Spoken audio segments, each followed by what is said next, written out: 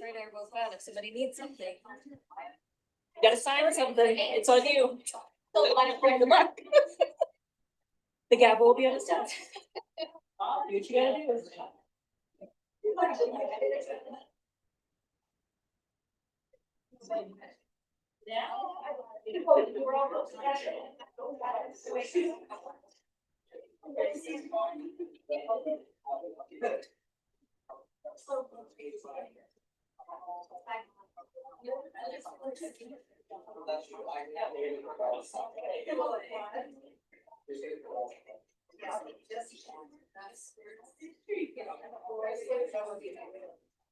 Okay, I'm right now. And I actually wore all this bread. I was like, I just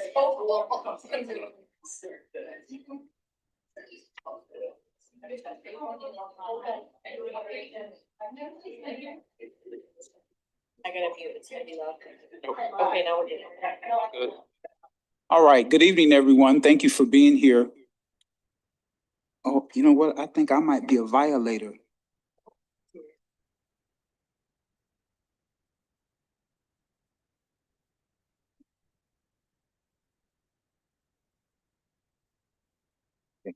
And I was trying to be perfect in front of Shirley too. Sorry, Shirley. You're making me nervous.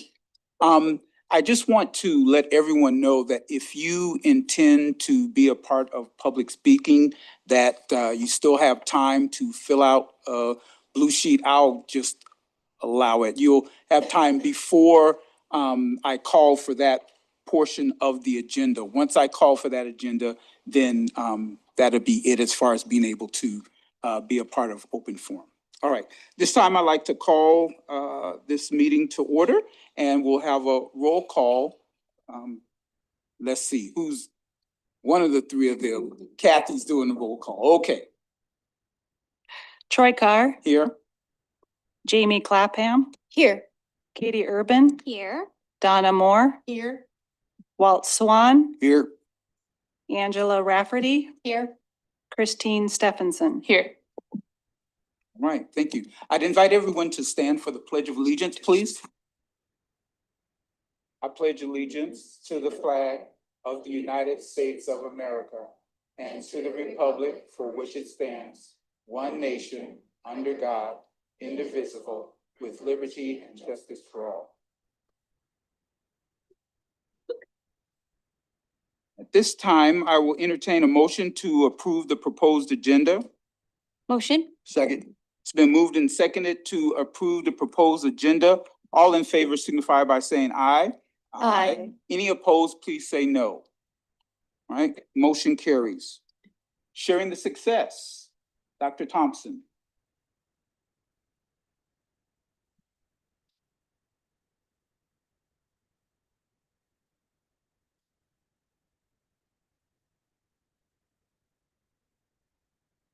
Okay, we are fortunate to have 3 sharing of the successes this evening. I will take the first 2 and then Dr. Comer will come up for the third. We want to start by recognizing our Senior Service Day. Central High School seniors recently demonstrated outstanding leadership and community commitment through their Senior Service Day. The idea for this event was brought forward by Central student Cameron Stoffaker? Yeah. Stoffaker, okay. And would you like to join me, please? Cameron took this idea to Principal Lundeen, and together they helped turn that vision into a meaningful day of service. From there, the effort grew to include Stevens High School seniors, creating a district-wide opportunity for students to give back to the community. Central students took the lead in organizing and serving at 14 different locations across Rapid City, focusing entirely on supporting our community. This event was truly student-driven, with seniors planning, coordinating, and carrying out impactful service projects with the support of their staff. The day reflects the values of leadership, initiative, and community involvement that we strive to instill in all of our students. We are incredibly proud of Cameron and all of the students at Central and Stevens for their hard work and for representing their schools and district so well. No problem. All right, so our tradition is pictures now, or is there anything else? Didn't know if you had anything you wanted to ask Cameron or if she's Yes, free we to do, go. But let's do pictures first. Okay. And then. Am I? don't know. Shirley's here, I'm nervous. That's my excuse. No, you're good. Oh, mom too. Oh, yes. Of course, sorry. Thank you.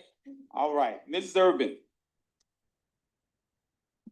Cameron, that was a brilliant idea. I mean, what a great way for the seniors to spend their day since they didn't have to take the ACTs. But it was super moving just seeing all the kids get on the bus and go all over town. I did get to go over to the Humane Society, which was a popular spot. Super depressing, but I was really glad that all the kids were there and they were just, you guys did so much work that day. So thank you so much for orchestrating. Thank you. Mrs. Clapham. Thank you. I just want to say, I think, it's so important for everyone, but especially our students and young people to know what it is to be a servant leader. And I'm just so impressed that at this point in your life, like that an idea like this would come to you. A lot of people can't even think about what they're gonna have for breakfast tomorrow, nonetheless, like coming up with a project like this. So I'm super pleased and I'm just really, I think sometimes obviously we talk about the rivalry and we talk about saying that like everyone coming together and doing that, I was really pleased to see. And I was very disappointed that I had to work and couldn't participate. But next year I'm gonna take the day. Thank you. Stephenson. Thanks, sorry, one more. I sometimes like to point out that your actions as students, as people, as community members has a ripple effect.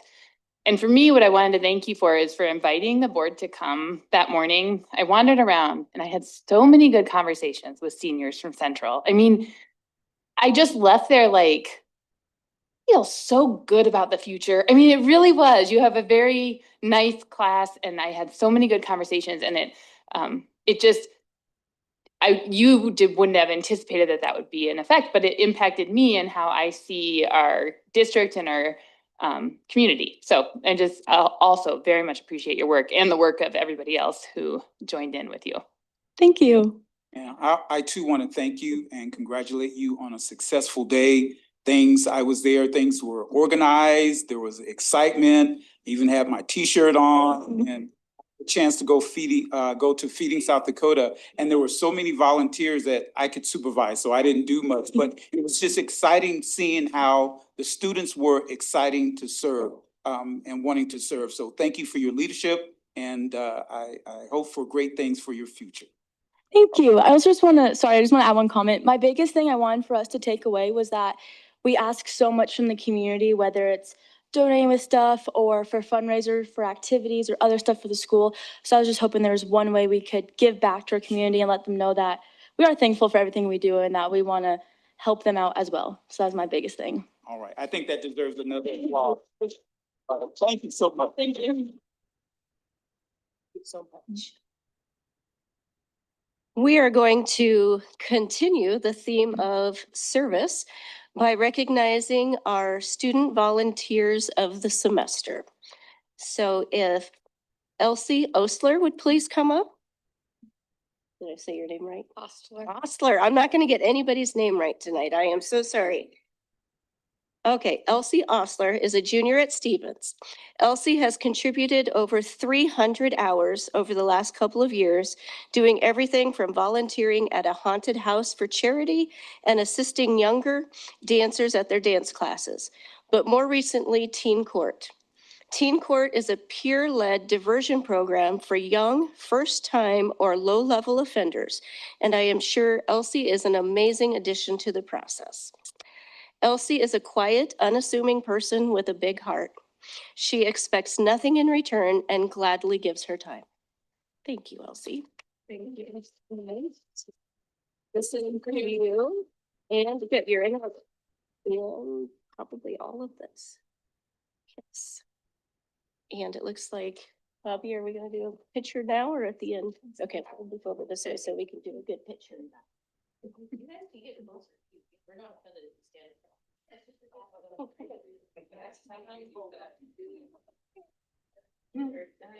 All right, we'll get the directions right. You're telling me, I gotta get in. There we go. Does that work? Yeah. Oh, wait, one more. Oh, sorry. Most important one. Thank you. All right, any board? Congratulations. All right. Oh, comment time. Oh, yeah. Oh, sorry. Ms. Clapham. I will take a little liberty and say probably Seeking Frogs, we're incredibly proud of you. Just what an example you already are showing at this point in your life. We know you will do great things and this community appreciates you and thank you for being just an example to your peers, to us, and keep doing what you're doing and you will make big impacts in the world, just like you already are. Thank you. Ms. Urban. Thank you for all you do. And then I was wondering, has teen court inspired you to be an attorney? Have you thought about that? I have thought about being an attorney, but I'm hoping to go and be a criminal investigator. Awesome. So, well, thank you so much. Hoping you're gonna say teacher, but. Thank you very much and congratulations. Thank you. Okay, next we have Natalie May, a senior at Central. And hopefully I got your name right. Yes. All right, thank you. I can say Natalie May. Natalie should be awarded this honor because of her consistent dedication to serving her school community in meaningful and lasting ways. She rarely missed a student council meeting and always arrived prepared to engage, contribute, and collaborate. She actively sought feedback from students and staff, responding with respect and thoughtfulness, a quality that strengthens any effective council. Beyond meetings, Natalie has been a dependable and visible leader at school events. She has confidently led PEP assemblies, helped plan and organize senior events, and regularly volunteered at concessions during athletic competitions. Whether she is energizing a crowd or working behind the scenes on logistics, decorations, or coordination, she leads with initiative and humility. As this was my first year serving as a student council advisor, her guidance and steady presence were invaluable. She offered insight that helped our organization run smoothly and push Central to be stronger and more inclusive. Natalie's integrity, work ethic, and heart for service set her apart. I am confident she will continue to lead with purpose and compassion in the years ahead. One of the most recent and powerful examples of her leadership and volunteering came during her senior year when she helped organize Central High School's inaugural club fair. This event had never been done before, yet she stepped up with confidence and determination to bring it to life. She nearly single-handedly ensured its success by personally reaching out to every club at Central, creating promotional materials, designing posters, and handling countless behind-the-scene details that many people never saw. What makes this accomplishment even more impressive is that she did not try to do everything alone. She thoughtfully delegated responsibilities to her committee, empowered others to take ownership, while still maintaining a clear vision for the event. This balance of initiative and collaboration highlights her natural leadership ability. She understands how to serve, how to organize, and how to inspire those around her to work toward a common goal. The success of the club fair is a direct reflection of her dedication, leadership, and willingness to go above and beyond for our school community. Do this next. Okay, so this one's for you. You'll hold this. Out just a little bit.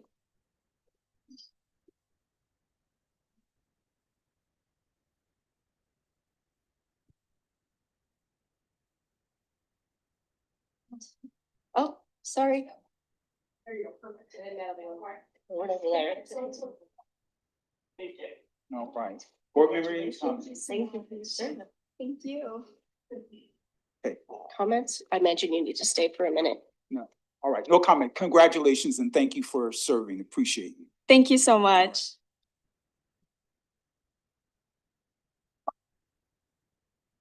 Okay, and last but not least from me, we have Malaya Kapule, senior at RCAA. How close did I get on that one? Not close at all? Malia Kapulu. Malaya Kapuli. Malia. Malia Kapuli. I'm so sorry. No, it's okay. It's All right.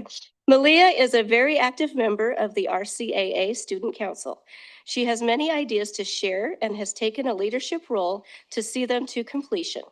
This includes fundraising, coming up with activities for student engagement, and increasing school spirit. She is vocal and comfortable sharing all perspectives and bringing up concerns to staff. She helps communicate activities by reaching out to students and making creative signs for new student clubs. She's organized fundraising events, including Valentine's Day Candygrams and Staff's Jeans Day. She has a proactive approach and asks how she can help. She also plans and participates in the Student Quarterly Assembly celebrations. She helped with setup for the Black Hills Community Prom Dress Giveaway event. This multi-day event offers free dresses, suits, shoes, and accessories to students across the Black Hills for prom. She volunteers out of sense of school pride and the joy of bringing good to others. Malia has really stepped into a positive leadership role this semester by being an active and vocal member of our school. Some students can be hesitant to share ideas, but she makes them feel comfortable to help and participate. She works well with others and brings a positive attitude. Recently, the school board visited with RCAA students, and Malia was open advocate for what's going on well and what can be improved. She was confident bringing issues to their attention. Beyond volunteering, she's also a senior who's academically motivated and has worked ahead in her classes with success. Okay, so we're gonna do a picture. This. Gonna move that way just a little bit.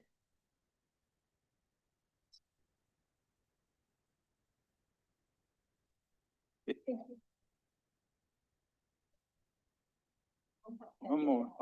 It's the most important one.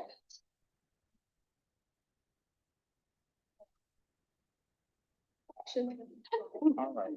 All right. All right, Ms. Clapham. Congratulations. I just want to say two things. One, I've gotten to encounter Malia at RCA more than once, and you just shine, and don't ever lose that. It's something that is just, it's natural, it's powerful, and you will be able to draw people in and make changes with that. It's the moment I walk in the classroom, like you shine and stand out. And that's, that's a quality not everybody has. So I said, keep that. And in a larger for everyone, I just also want to say thank you to the staff who's here to support these students. Like, you guys work all day, do all the things, and then you're here supporting these kids. So thank you so much, because it means so much to them. And we appreciate your continued dedication to them, even when it's 5:40 and you're probably like me and want to chew your arm off, but you're still here supporting kids, and we're appreciative of you for that. So congratulations, Malia. Thank you so much. Mr. Swan. Malia, I don't know if you remember me, but I remember you. It's been many years since I've saw you, I think, and I recognized your dad right away, and then I recognized the name, and I was like, I hadn't seen you in so many years. So congratulations and thank you so much for all your hard work. It sounds like you're an outstanding member of that community and that school over there. So thank you for making it so much better. Thank you. All right, let's give her another one.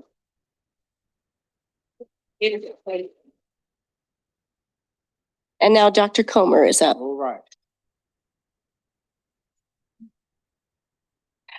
I have some help with this award because this is coming from others than just From in district. from in district. So thank you for your time. I'm Stephanie Hunter. I am the president of the Rapid City Education Association. And I have Tony.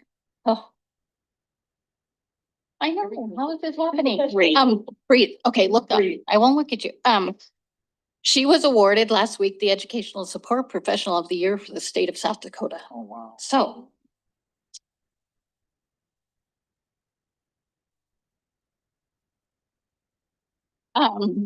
This truly is a huge honor. She will go on to represent the state of South Dakota. She is the one and only for our state, and she will now compete at the national level.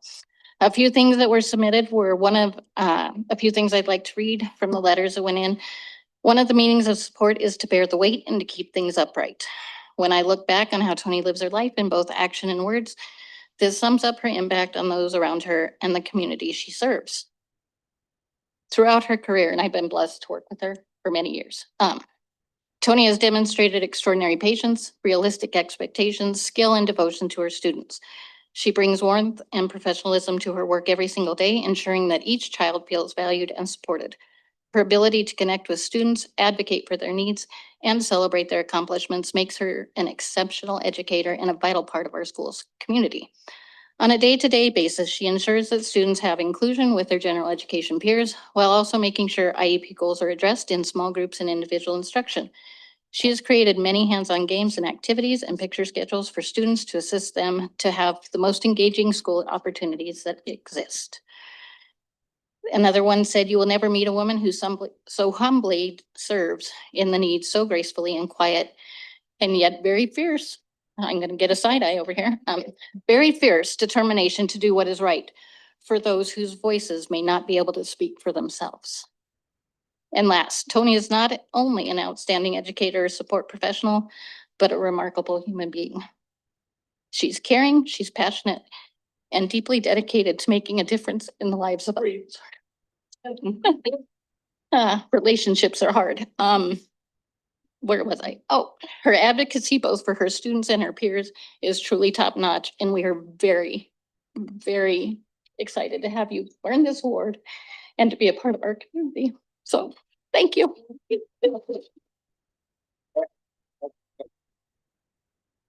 Now you can. You won't cry. I won't cry. And she's very humble because when I first congratulated her, she goes, "Well, this is because of the people I work with and everybody around me." But it's like, no, this is you too. So Yeah, and a funny story, because there's always fun in my life, most of you know. So she gets this award and she calls me and she's like, "Stephanie, you need to answer your phone. I think I've been spammed. I think I got scammed." And I'm like, so I called her and I said, "What's going on?" And she said, "I have this person who emailed me. I've never heard of them." I said, "Oh," I said, "Can you forward that to me?" And she said, "Yes." And I said, "Well, about that." And she said, "You didn't do that." And I said, "As a matter of fact," so she thought it was all a joke, that she'd won this award. She had no idea. So it was very comical. We laughed. And then she didn't tell her husband for a couple weeks, like she wasn't going to share the news with her family. So that's the level of humbleness that she brings to our school district. She truly is an outstanding advocate for all of our students. So. Tony, how long have you worked for the district? How long have you worked for the district? Count that Robin Hill. You're like, yeah, then I need. Yeah. And her family is here. They need to stand. Family stand.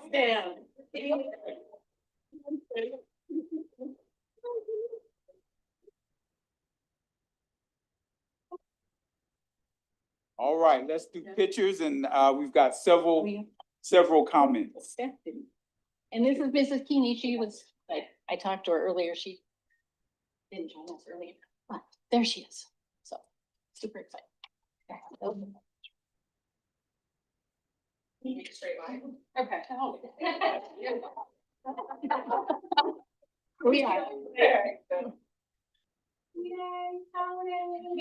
Thank you. All right, Mr. Swan. Yes. Okay, I'll get. You should see her in soccer. Oh. All right, Mr. Swan. You know, Be nice. yeah, I know. I'm really, really trying. Also, I agree with Christine Stephenson. You are a legend. It's been my pleasure to sit at the negotiating table with you and how you keep me in check around the donuts. I appreciate that.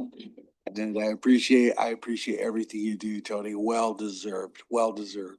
It's been an honor. Thank you. Mrs. Urban. I'll be short. I was so excited to see this and you are so great, not just in your school, but in our community. You're so involved with Special Olympics. You are definitely a legend and I'm just proud to know you. Dr. Thompson. As a former special education teacher, I just wanted you to know how absolutely critical your role is, not only to the success of our students, but our teachers and our schools. I know what your role is like. Some days it's great and some days it's extremely challenging. So thank you so much for everything you do.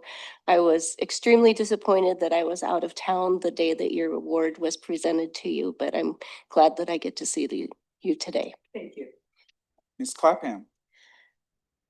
Echoing what so many have said, one of the gifts of being on this board is the people that you get to encounter. And from the moment I met you, just your energy, and whether it's at the basketball game, whether it's a negotiation, wherever it is, you have such incredible energy and positivity. And I know that you give that to kids every single day, and it does not go unnoticed. And I am really pleased that you are being honored. You definitely deserve it. And thank you for sticking with us even through the hard times. We appreciate you.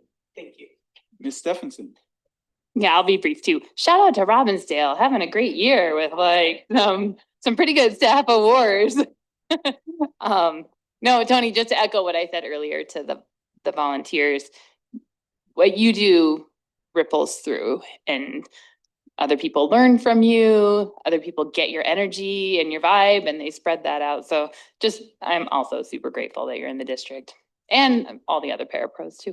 Yes. Thank you. Well, I've had an opportunity to see Tony in action on a day-to-day basis and seen her in a classroom, and she is in the classroom as she is now with a smile and energetic and just positive. So thank you so much for influencing the lives of kids and families. Appreciate it. All right, that deserves another one.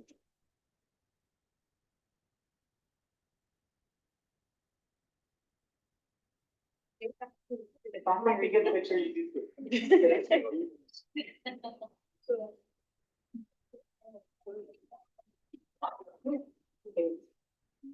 Oh, yep. We'll do it right here. We'll do, stay right. Oh. Oh, got it. You need hands behind front. Yeah. No. Can we do one? We'll do one separate that we don't post. Yes, fine. Got it, thank you. We'll take one with him now, that we There you don't go. post. Yeah, we'll put this in our scrap. You guys do that. All right. We're good. Patrick. Ooh. Where's Patrick? One more, buddy. Golden fortune. Patrick and I. Oh, yeah. Yeah, true. It's an honor, guys. All right, thank you very much.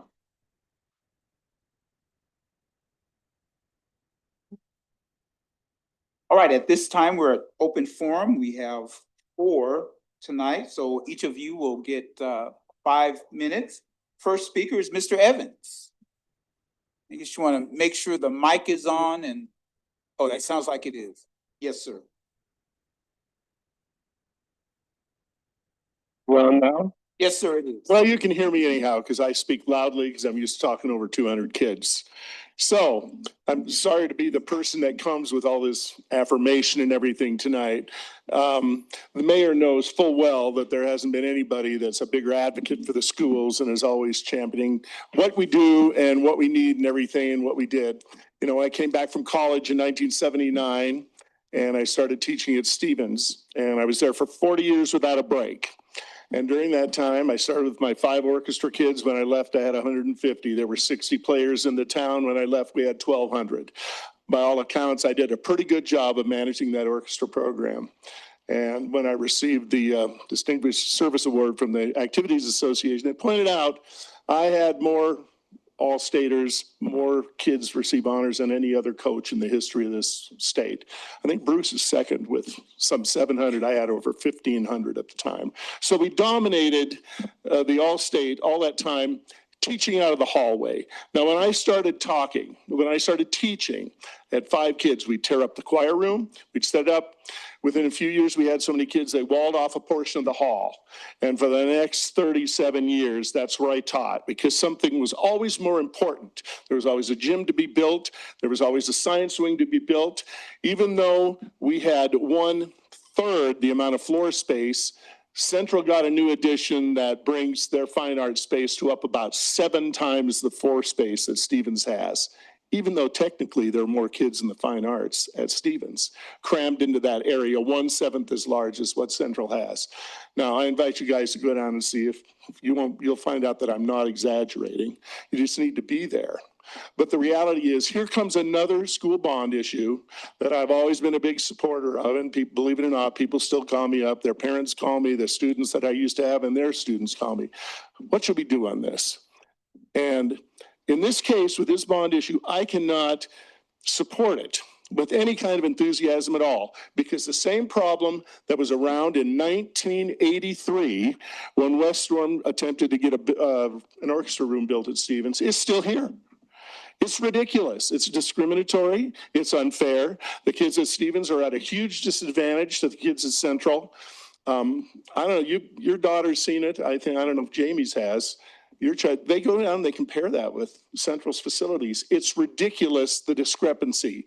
It would never, well, when Stevens had the great privilege of having that beautiful gym, which is one of the largest in the country because it was built as our civic center back in 1969 when it opened. Yeah, when, you know, the parents at Central got an idea of how different the facilities are for sports, they got their activities wing built at Central. And we solved that problem. Then Central got their new science wing. So Stevens had to get their new science wing.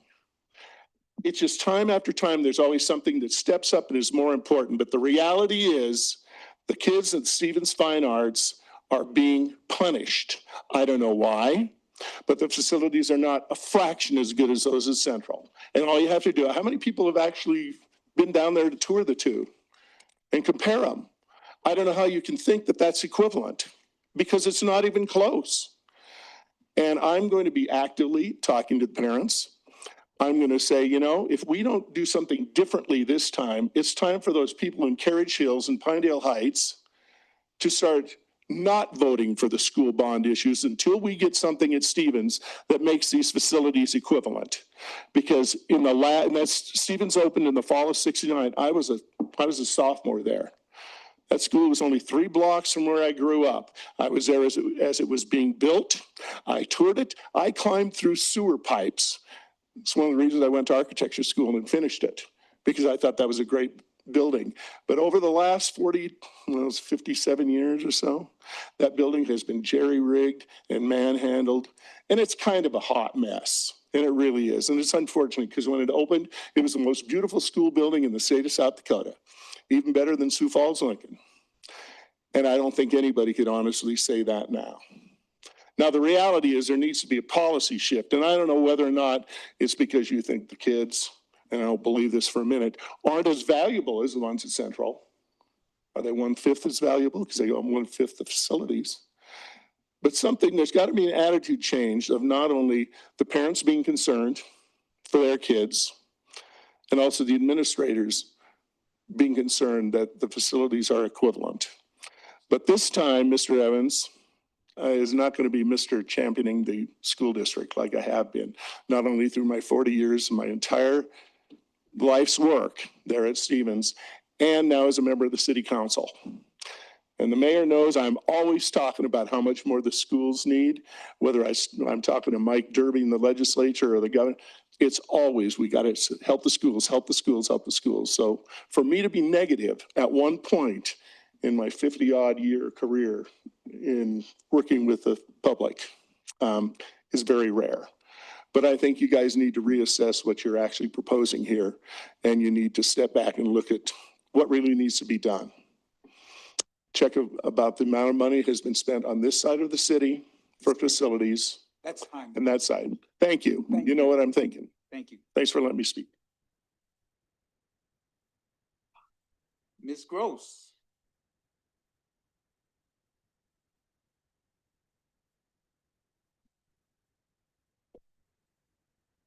That's a hard act to follow. My goodness, I was hoping somebody else would be in between. All right, good evening. My name is Sarah Gross, and the last 6 years, I think, it was February 19th, 2020, when the last bond failed, and I've been advocating here since then. My daughter is in 6th grade at South Middle School, and I went to South Middle School in 95 to 98, and I have a lot of school pride. But what I realized this weekend as I was contemplating this was that my pride is nostalgic. It's for that, my own experience, and my daughter's pride is very futuristic. You know, she feels like she's being invested in this nice new building.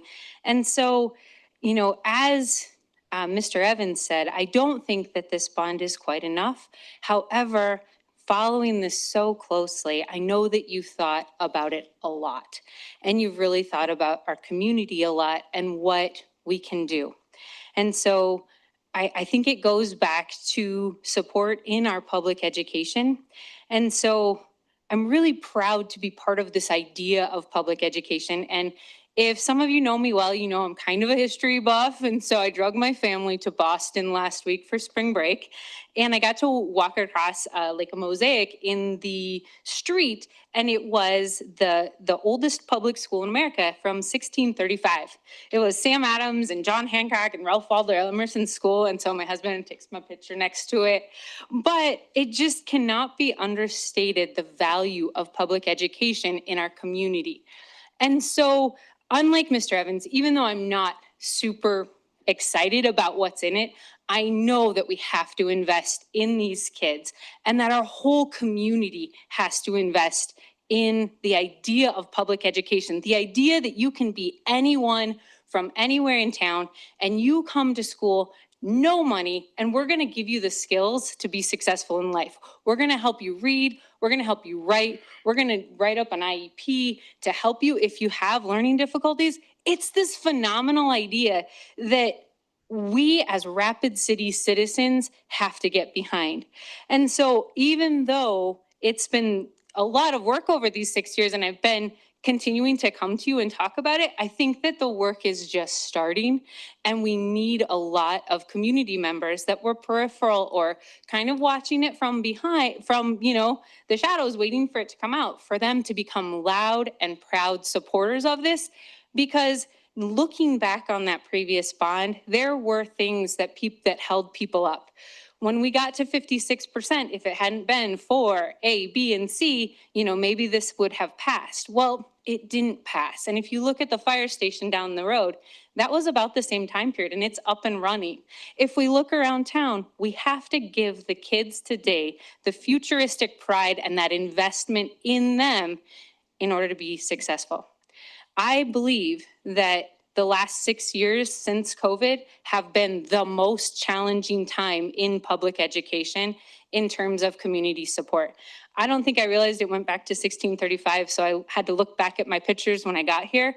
But I really think that when our community members, when our own staff members aren't sending their kids to public education, like we've weathered that storm a little bit and people are seeing, you know, the value of it. And so I do work for the school district and I'm so proud to be part of this idea where anyone can show up and we will treat their human, you know, just for being human, they get to come and get this education. And I think that that's, I know I've said it before, but I'm going to continue to say it because it's the American dream to go from, to be able to do whatever you want to do and have the choices in your life and the freedom to choose. So I'm excited about item number 11 and I am probably not going to stay to watch you in person, but I'll watch you online. And I appreciate all of your time on this beautiful evening and all of the background work that you've already done.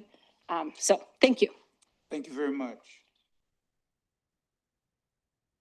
Mrs. Stone. Hello. My name is Jodine Stone, and I have been a teacher in Rapid City.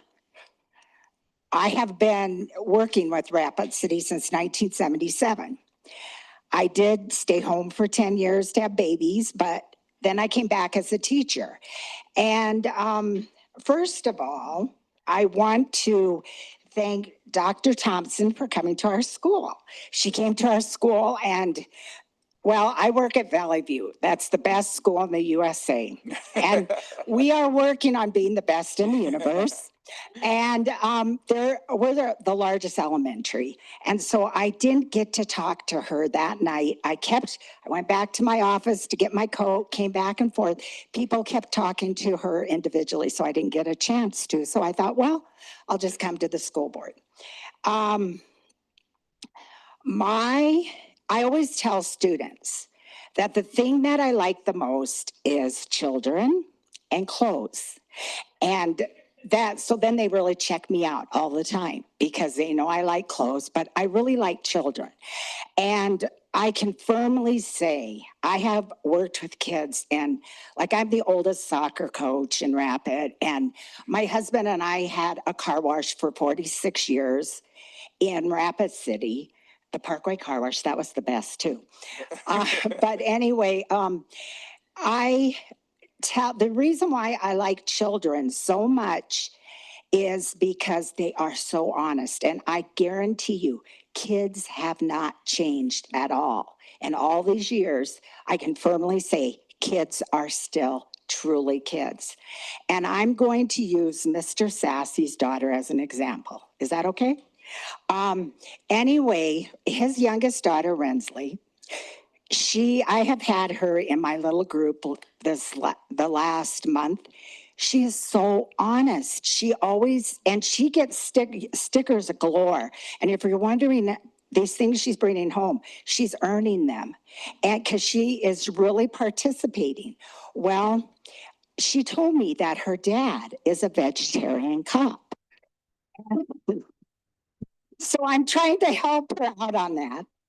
She also told me that she goes to the church that teaches children how to be good. And she says we learn how to treat people and how to be good. And so that's the church that the kids were talking about church one day at my table, and she went on about how her church, they teach children to be good. Well, this is why I love kids, because kids will tell you from the bottom of their heart how they feel, and they're honest. And adults not always are honest. But the reason why I'm here tonight to talk, it was about the report card. This is what I wanted to share. I taught first grade. I'm the literacy specialist now, and I only have one more year left in the district. And I purposely did not recertify because I have never missed a day of school. I have never had one day that I've been out on sick leave. I just can't believe why people wouldn't come to work. But anyway, I can understand if you get sick, but I'm lucky I have never been sick. And I did not recertify because I guarantee you I would keep working. And my husband is retired now. We sold our car wash. So I thought, well, so I'm not recertifying. When I walk out, I will never substitute. When I walk out, I will do other things in the community with children, but I will not teach anymore.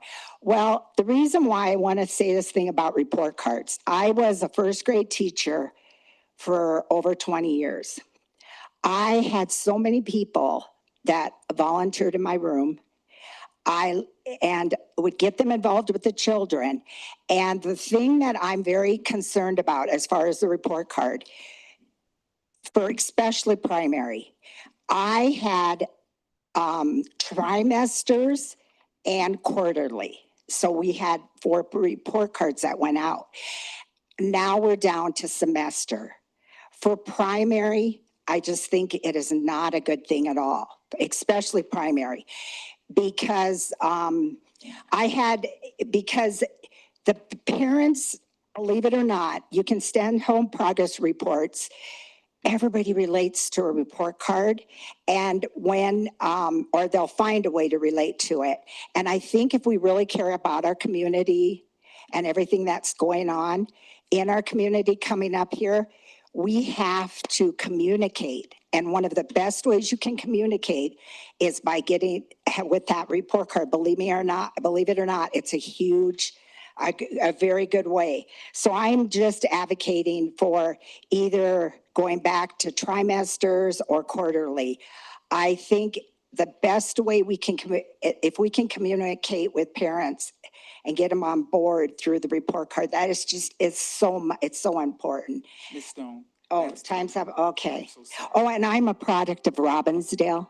That's where I went to school. All right. Thank you very much. Thank you very much. All right. Our last speaker, Mayor Solomon. Well, that's a tough act to follow. Yeah. Well, first of all, I want to say a big thank you to the school board. Thank you for your service to our community. It's not an easy job, but it's a necessary one. We appreciate that. Thank you to the leadership of the school district, all of the support staff. And of course, to those who work closest to the students, the teachers, the paraprofessionals, the teams at each and every school and their principals. That's really what it's all about. And I want to say a big thank you to each and every one of you for that while I have this opportunity. So why did I show up tonight? I showed up tonight because I have nothing else better to do, right? It's a beautiful evening. But actually, I saw your agenda. Had a discussion on the school bond and that you were going to make a decision that really kind of kickstarts this process for the community. I am here to support the efforts for the school bond, and here's why. It is about investing in the next generation. For me, as a mayor, I will tell you that the vision I have for Rapid City is not how big we are, how big our budget is. It's about whether kids thrive and families flourish. At the end of the day, that is the measure of success. If that is not true in a community, your community will do the opposite of growth. You become a ghost town. People don't want to live there. But when that is true, people choose to live here to raise a family. They choose to return here to raise their family. And even if you're somebody who doesn't have kids anymore, like my wife and I, our kids are grown, but we want to live where it's true. That is a great place to raise a family because that's what it's all about. I'm a proud alumni of Stevens High School, 1996, 30-year anniversary this year. I'm a bit of a product of the Rapid City area school system, so it's all your fault if you don't like what happens. And of course, my kids went through the school district as well. We're very proud of the efforts of all the teachers and administrators and everybody we've had the opportunity to work with over the years. But the school bond is a big deal. I believe that you've taken a hard look at this. You've right-sized the school bond. And by right-sizing the school bond, I think it makes it more reasonable and more able to be accepted by the community so that we can say yes to our kids. That these facilities do need upgrades. We need new locations. We know that. Some schools will be retired. I'm still sad about Kenyon Lake Elementary School. I hold a little bit of grudge, but that's okay. But the fact of the matter is, it's not about my personal preference. It's about the kids. My preference doesn't matter. It's about the kids. Even though my kids are grown, I have to make sure that the next generation, that we have school facilities that accommodate them, that they can have proper heating and cooling, that they can have a great learning environment in which to thrive. And while we may not all get our personal preferences on this, what I do appreciate about the plan that was laid out to me was that there's something in every area of the community. And I think that's important. So you have, of course, I'm a big believer in neighborhood elementary schools. I'm happy to see efforts in the elementary schools, but also, looking at your strategic plan and where you want to go. What's going to be part of the bond and what's going to be part of your capital outlay. Those are important decisions that you have to make. We trust you to make those decisions. So I'm going to tell you that this community needs a thriving school district. And by investing in facilities, it sends a positive message, not just to our kids, not just to our families, but I could tell you as mayor, to people who want to come and build businesses and bring jobs here. I hear that often. What are things that they look for? We look at things like public safety. They look at your workforce availability. They look at whether you have housing, how's your school system, quality of life, access to healthcare, all these kinds of things that are important in a community. That's what's important with this. So I support this because it's good for the community overall. Rising tides raise all ships. And so I encourage you to feel good about passing this. Now, it will not probably be easy to do, but that's okay. That's why you have great leaders like Coy. I had a great conversation with Coy last week. He laid out your plan for me, by the way. He advocated. And because of his leadership, I'm here tonight. And I thought it was important to hear it from me directly. I will tell you, I've included the need to update our school facilities in my budget address last year to the city council. I included it in my state of the city address to the community. I've already been vocal about this. I've already been on record. But I had somebody come up to me and say, where's the mayor at on this? So I thought, well, I better come here and make it very clear. The mayor is in support of this. And I'm not speaking on behalf of the whole city. I'm speaking on behalf of me. But I can tell you with the conversations I have, and I dare you find anybody who's had more conversations with people than I have, I can tell you that there is a growing understanding that we need to address this issue. But it's going to take a big effort. I absolutely encourage you to be as open and transparent as possible. Talk about the real needs. Don't over exaggerate anything. Don't undersell it either. Talk about the real need and about how this is an investment in the future. After I graduated high school, I went off to the Air Force. When my time was up, I found myself married with a child, and then we would soon have one on the way. Gwenny and I, my wife, we decided to come back to Rapid City to do what? Raise our family. And that's how you got a workforce. My wife ends up becoming a nurse. I end up becoming a mayor. My son ends up becoming a soldier. My daughter ends up becoming a teacher. We're just one story of many. So that's what's on the line. I encourage you to feel good about your decision tonight, to speak openly with the community about it. And I thank you all for being willing to address this needed issue, and hopefully we'll have a positive result come November. God bless you all. Thank you. Thank you.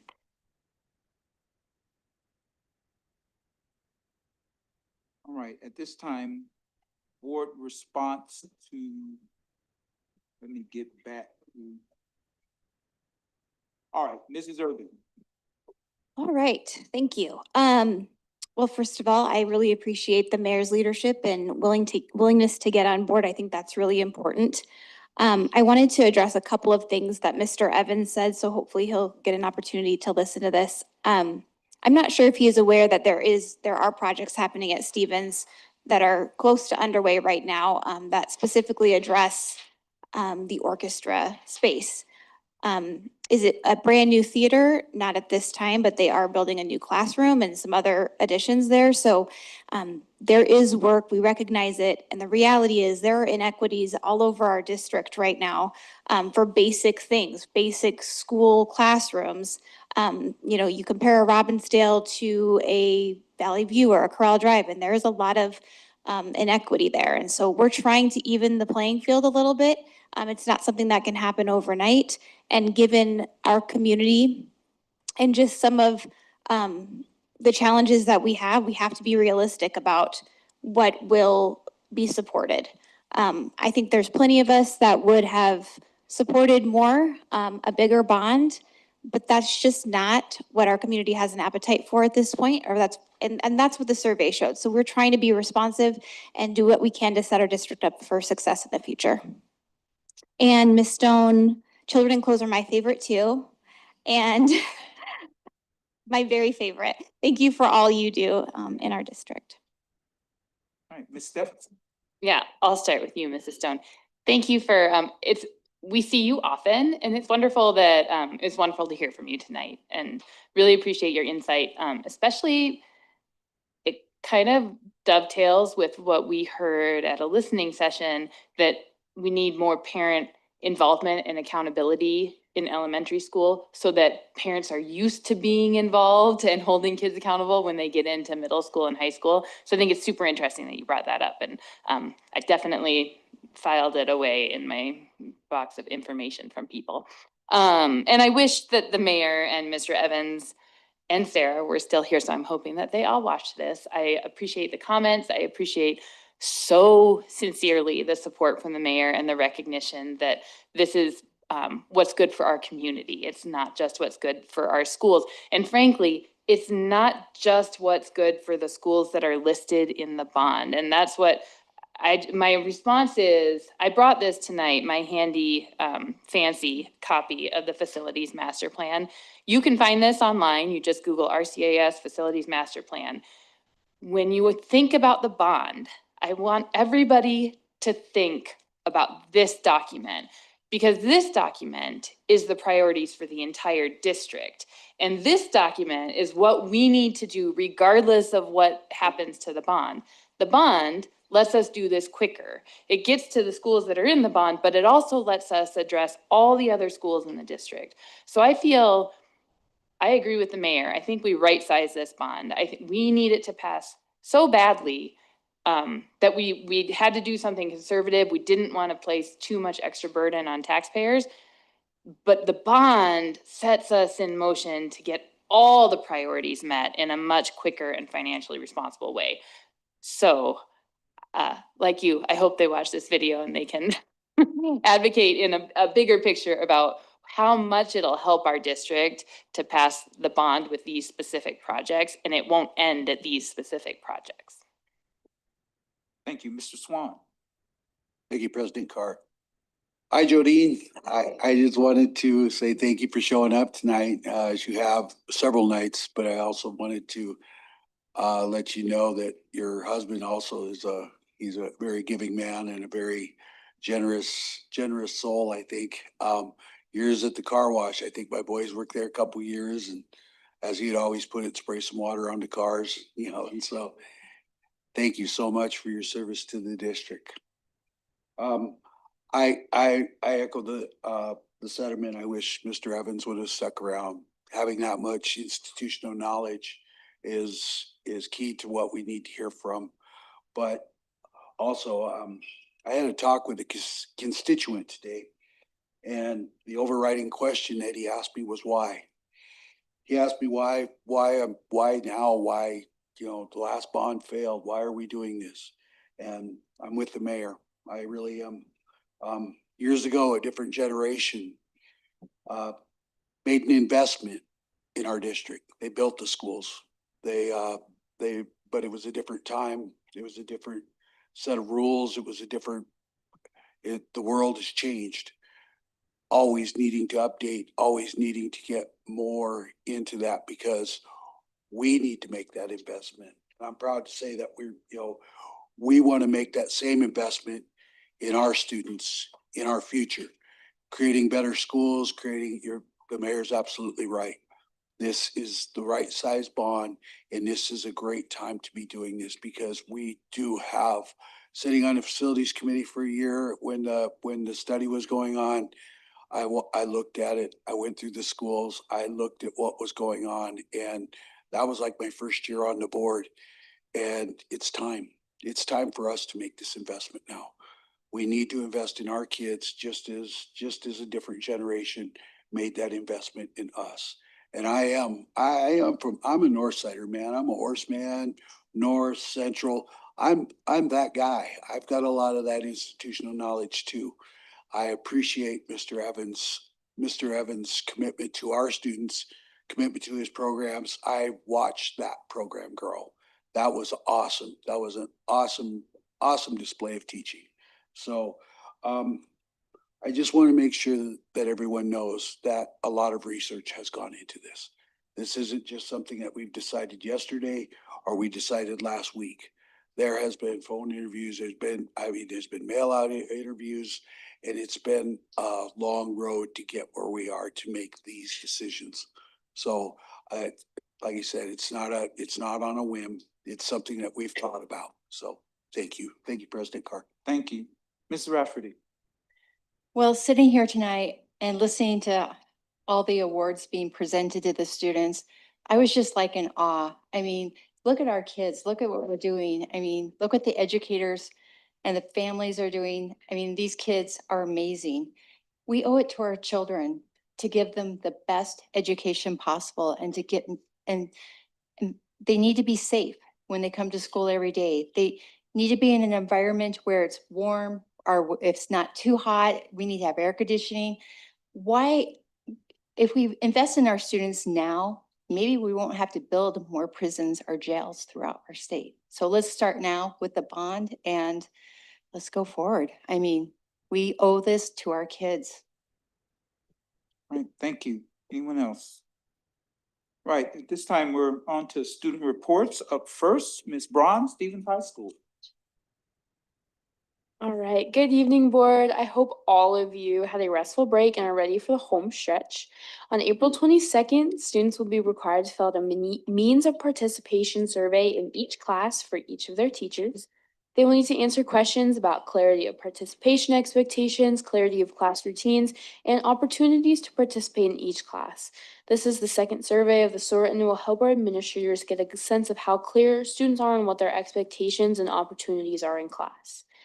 And it's now officially prom season. This year's theme is Through the Looking Glass, or Alice in Wonderland, and students can now buy their tickets in the activities office and are looking forward to this fun event with Central.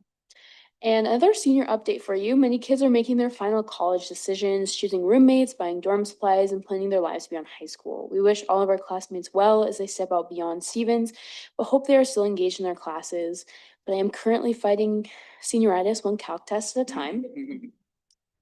And on this Friday, April 10th, and throughout this week, we are celebrating Military Children's Month. So we are supporting military children with pride and having a Purple Up Day. And April is also the month of the National School Libraries.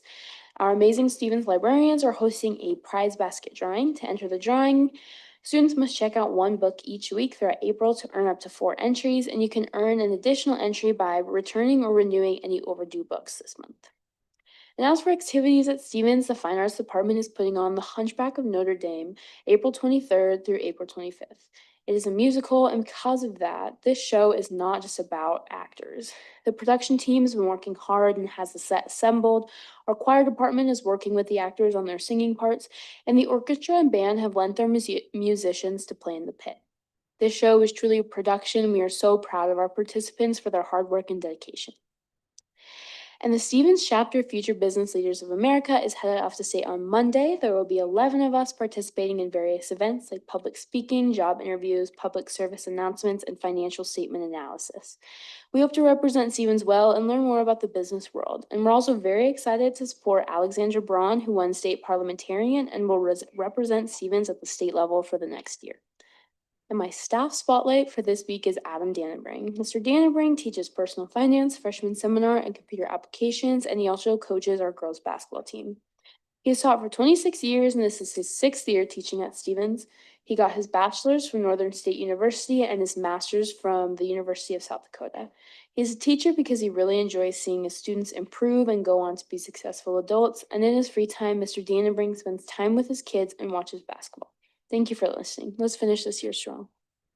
Thank you. Wonderful report. Board members, any questions or comments for Ms. Braun? All right. Thank you very much. Wonderful report. At this time, we'll have Ms. Bonnes from Central. Yes. Good evening, board. It has been a few weeks since I've been able to be in attendance, so I am very excited to share several highlights of what is currently happening at Central with you.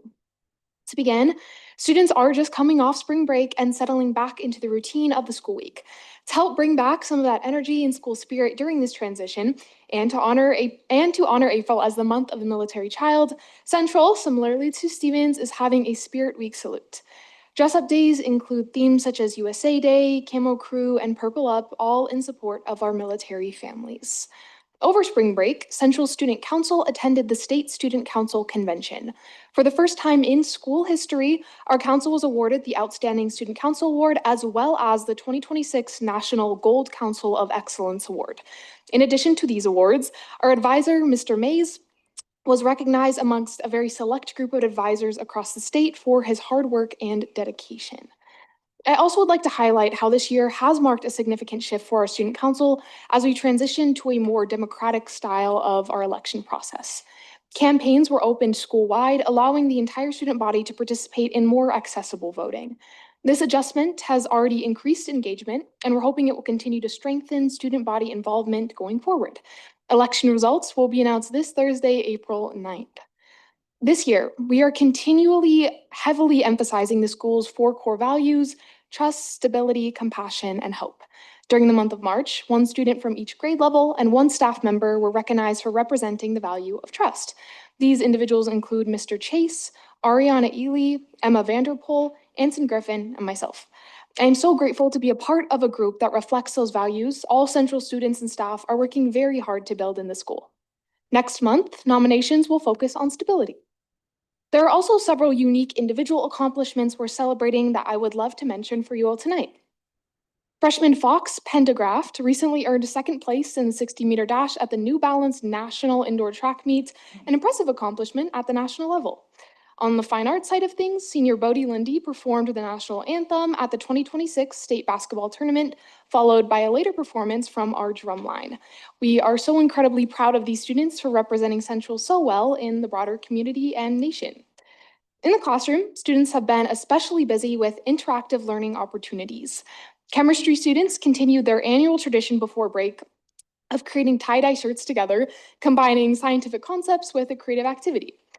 Similarly, AP Gov students recently had the opportunity to argue Supreme Court cases in mock trial format inside the Pennington County Courthouse. This was an incredible experience as students were able to apply class judicial knowledge in a real-world setting. And finally, currently looking at our activities, track and field is competing today in Douglas and in Spearfish on Friday. Boys varsity tennis is also competing today at Parkview and will travel to Sioux Falls for a tournament this Friday and Saturday. Upcoming events include the annual competitive cheer and dance tryouts on April 23rd. And additionally, the theater department will be performing To Kill a Mockingbird this year on April 23rd, 24th, and 25th. Tickets will be on sale shortly on April 14th, so please be sure to grab some for yourself or some family members. And with that, I will conclude my report for tonight. So thank you. All right, thank you very much. Board members, any questions or comments for Mrs. Bonifaz? I would love it if you could email us what the student council awards were. Just so I could flag it as a reminder that I need to Yes. follow up on that. Absolutely. Really impressive. Congratulations. Thank you. All right, anyone else? All right, thank you very much. Two very excellent reports. Thank you, ladies. Superintendent Port, Dr. Thompson. Thank you. I am going to keep my report very short this evening as I want to make sure that the board has plenty of time to discuss the bond referendum. I was contacted by Kamaui Luangrath, author of Kimmy Cack Call, A Family's Journey to Freedom, via an email where she said, "My name is Kamaui. My siblings and I attended Rapid City area schools in the 1980s when our family arrived as refugees. I wrote a memoir about my family's journey to freedom and would like all board members to have a copy of our story, which you have in front of you." She said, "Thank you for all you and your staff are doing for our students.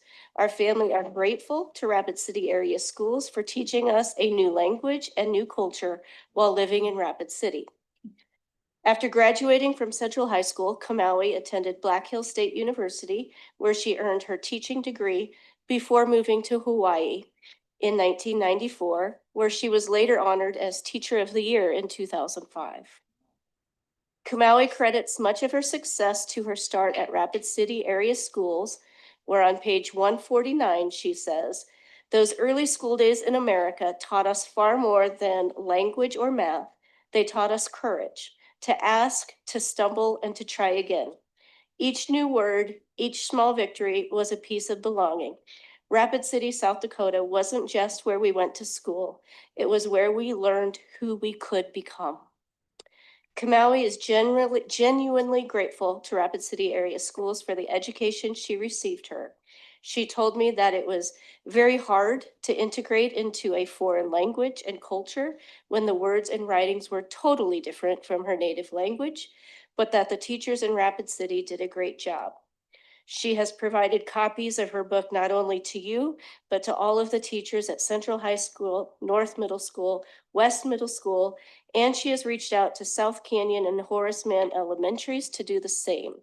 Those are the schools that she and her siblings attended, and their way to say thank you to Rapid City area schools. Wow. That's awesome. That it? That is all I have. It was a story that I just had to share. Well, thank you very much. Appreciate that. And again, it just goes to say the effects that teachers, everybody has on a student. And you really never know when you have a young person, what your words and your actions and even the decisions that this board makes will affect people years and years to come. So this is an awesome testament to the city, this part of the country, and to our district. So thank you for sharing. All right. Any other questions, board members, questions or comments you have for Dr. Thompson? Report. Okay. All right. At this time, we're going to have a suicide policy presentation by Ms. Veit.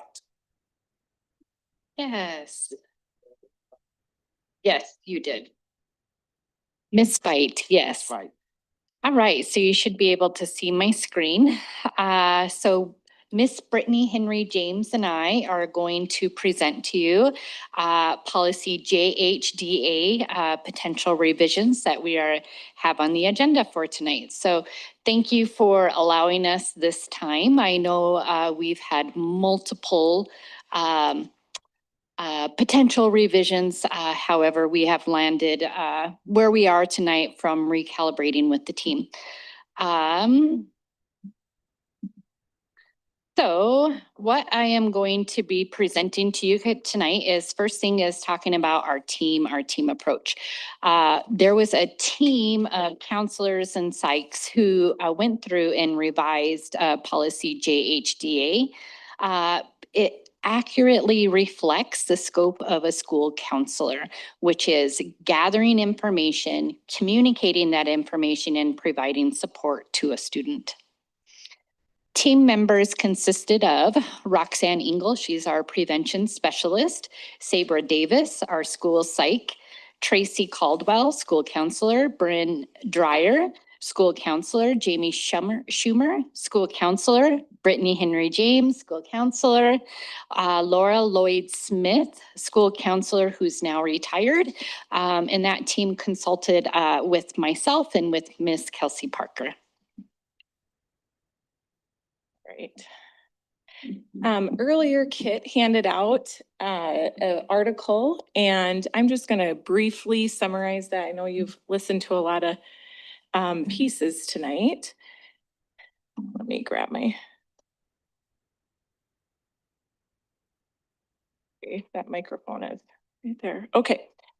So the article that you have is a piece that was put out by Dr. Carolyn Stone. She's well known with our ASCA Association, which is American School Counselors Association.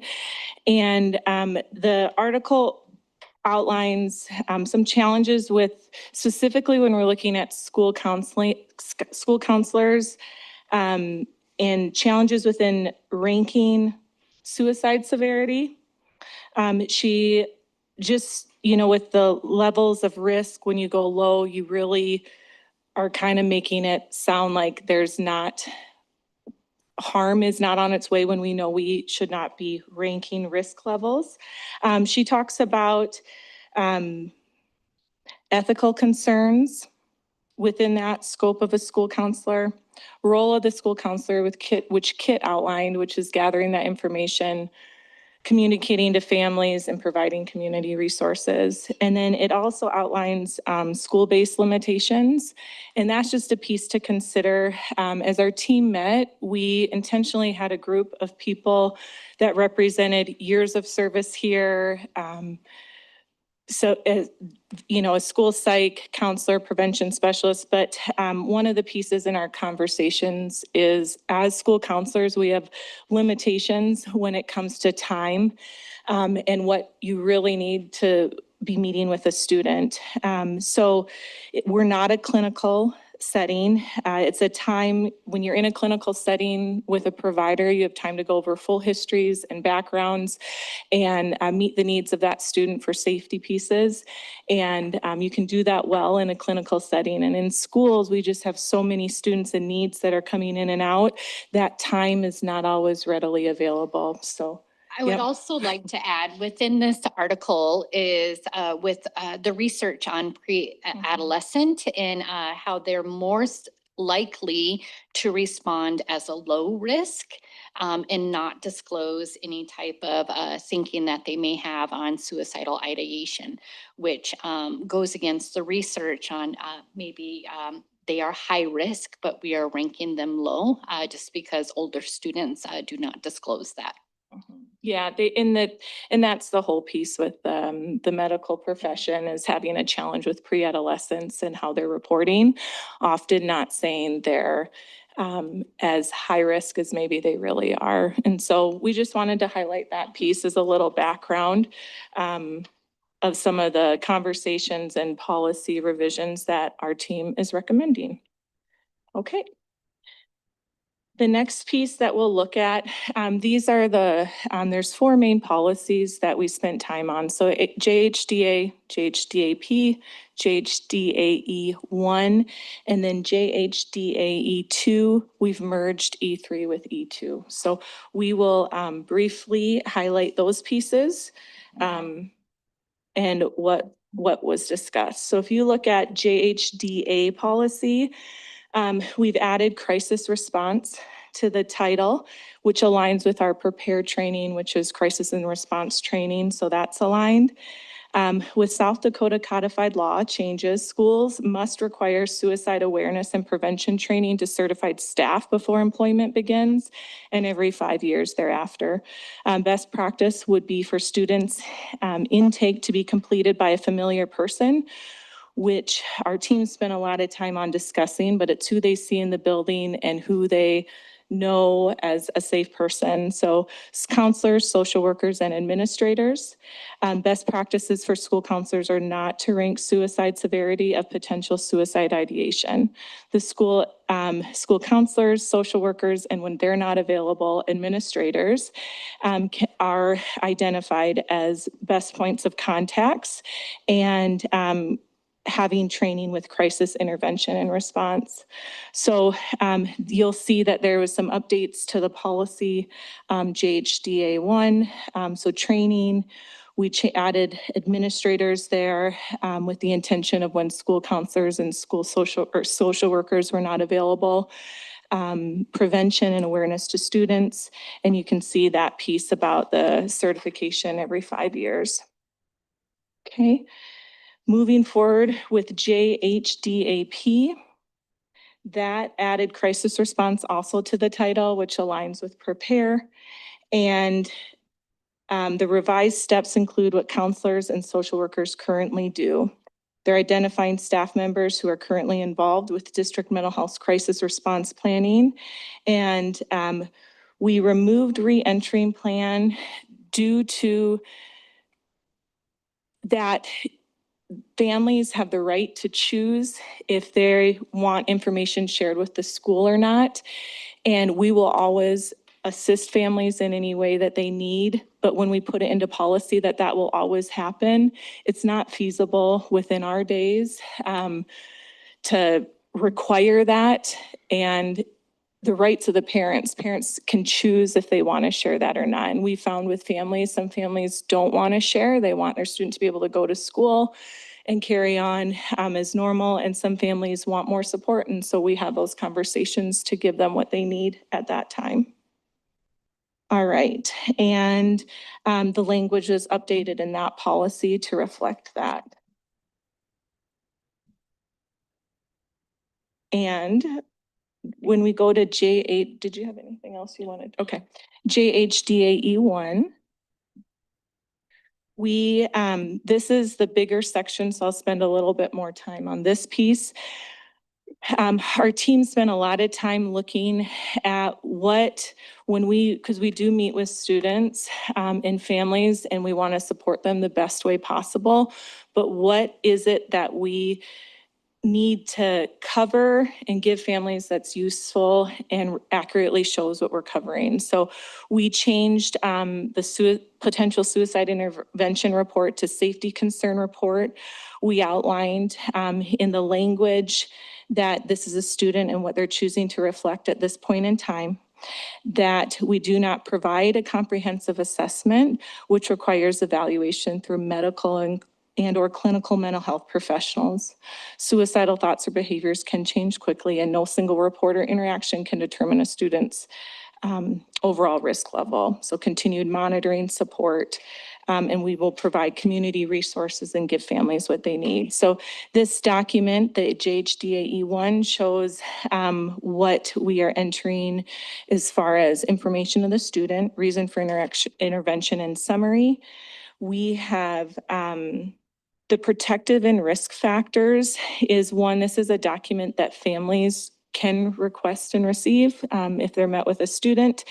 And some of those pieces are not always known to a counselor because the student chooses not to disclose, or they don't have a long history with them. And we have found that that comes up quite often from families of why you didn't mark one thing or another. So we really, our biggest thing is wanting to give information that we've received about the safety concern and focus on that piece to families, because that's what they need. And then there's pieces about, which we've always had, the guardian contacted, who they're released to. We've also added that, you know, they've received a copy of this piece and where that goes. I know here is the piece where the Columbia Suicide Severity Rating Scale. This is the piece where it ranks low, medium, and high that we're recommending not be used. But I really want to highlight what a lot of time was spent on, which is the Parent Guardian Acknowledgement Awareness Form. It really outlines what we've covered. It is reflecting that they're sharing in one moment in time. It shares that they know that counseling staff may help the school, can help in the school and provide information. They know the concerns and then with that, anytime we meet with a family, we always provide, and this was also shared from Kit. I gave you a copy of our community resources that are vetted each year through our district. We lean on the 211 website, which offers updated information about, it's through the helpline, but information about crisis care and support and what families can access. And then they receive that ACT card, Act, Care, and Tell, along with resources on the back, and there's a helpline card as well. And on the back of this form is a whole bunch of community health resources.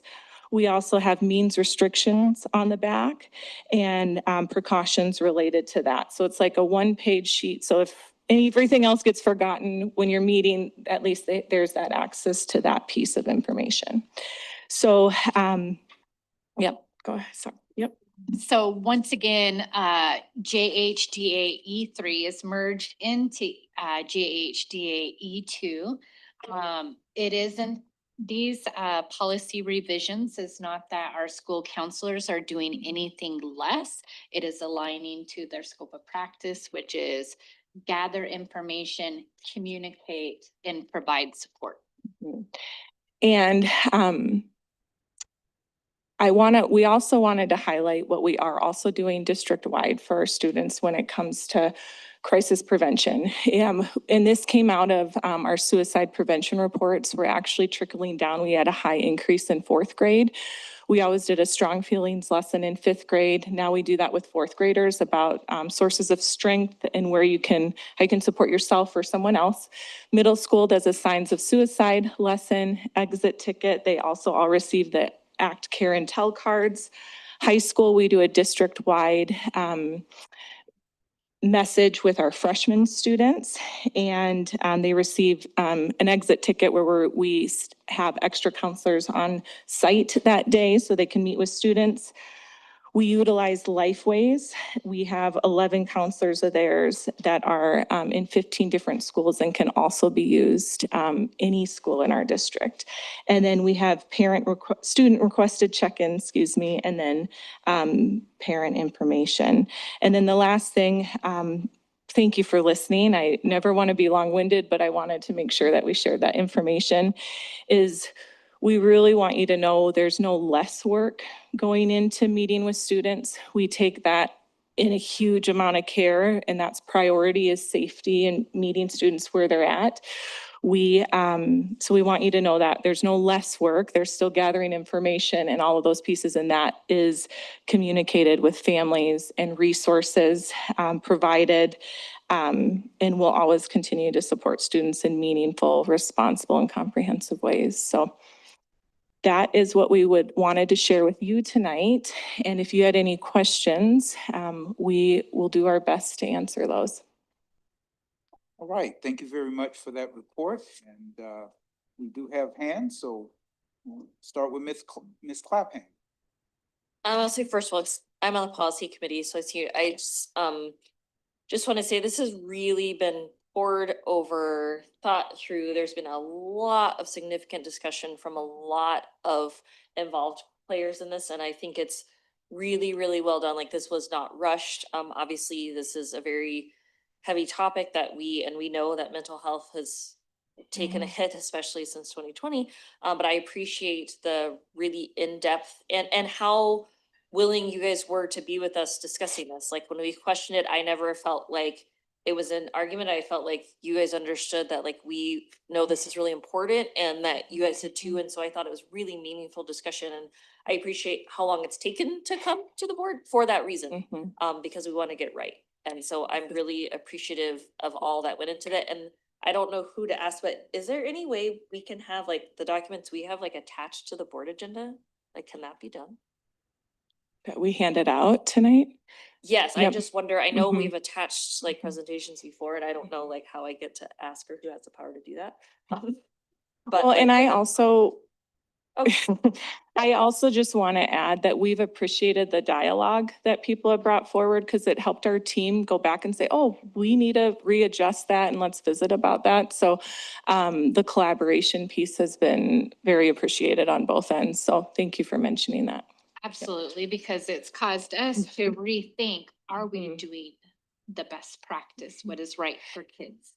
And I just want to add on one thing that hasn't been shared. As our policy is written right now, a school counselor has to be at a school doing the assessment, parent forum, safety planning, and meeting with the family.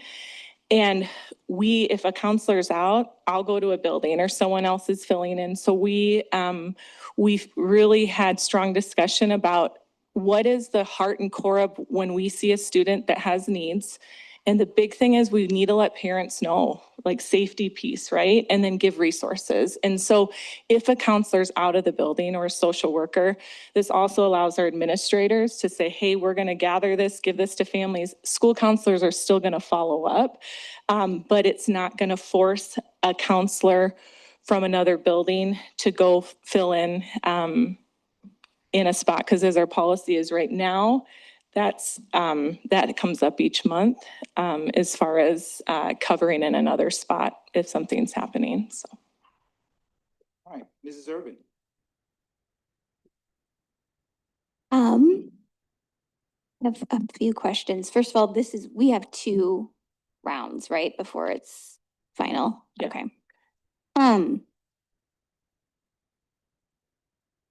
I'm a little bit nervous about, you talked about means restriction and some of the conversations that you guys will still have with families, whether it's counselors or administrators, which I think is great. I don't think it has to be.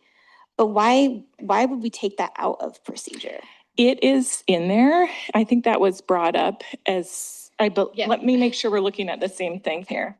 Yeah, Katie, the one that was original when we got it pulled from the agenda, that was actually the inaccurate one. So when we said thank you for all the collaboration is because there was multiple people with multiple documents and it become very confusing. And also I'm the second director to be working on this. So it was not the right document. So the right document does have means restrictions on JH. Is that not the one that's attached to the agenda right now then? It should be. I didn't see it. It So could be that I if you missed look it. at the back sheet of the parent form, thank you, parent guardian awareness form, that is right on the bottom before the sign off, resources on safety precautions. That's the means restrictions piece is the second bullet. And it's resources. So that I are right see there. that. I'm just wondering, are we having that conversation with people? Are we doing safety plans as they're leaving? So there's 2, that's a great question. And that came up in our meeting too. So case by case is so unique because some students, we can do some safety planning pieces and we can communicate, we meet with families, but we also have students that are in a high level that need crisis care. And so we're making a call to Wellfully, West River Mental Health. Families have agreed to transport them and they are doing safety planning at that facility.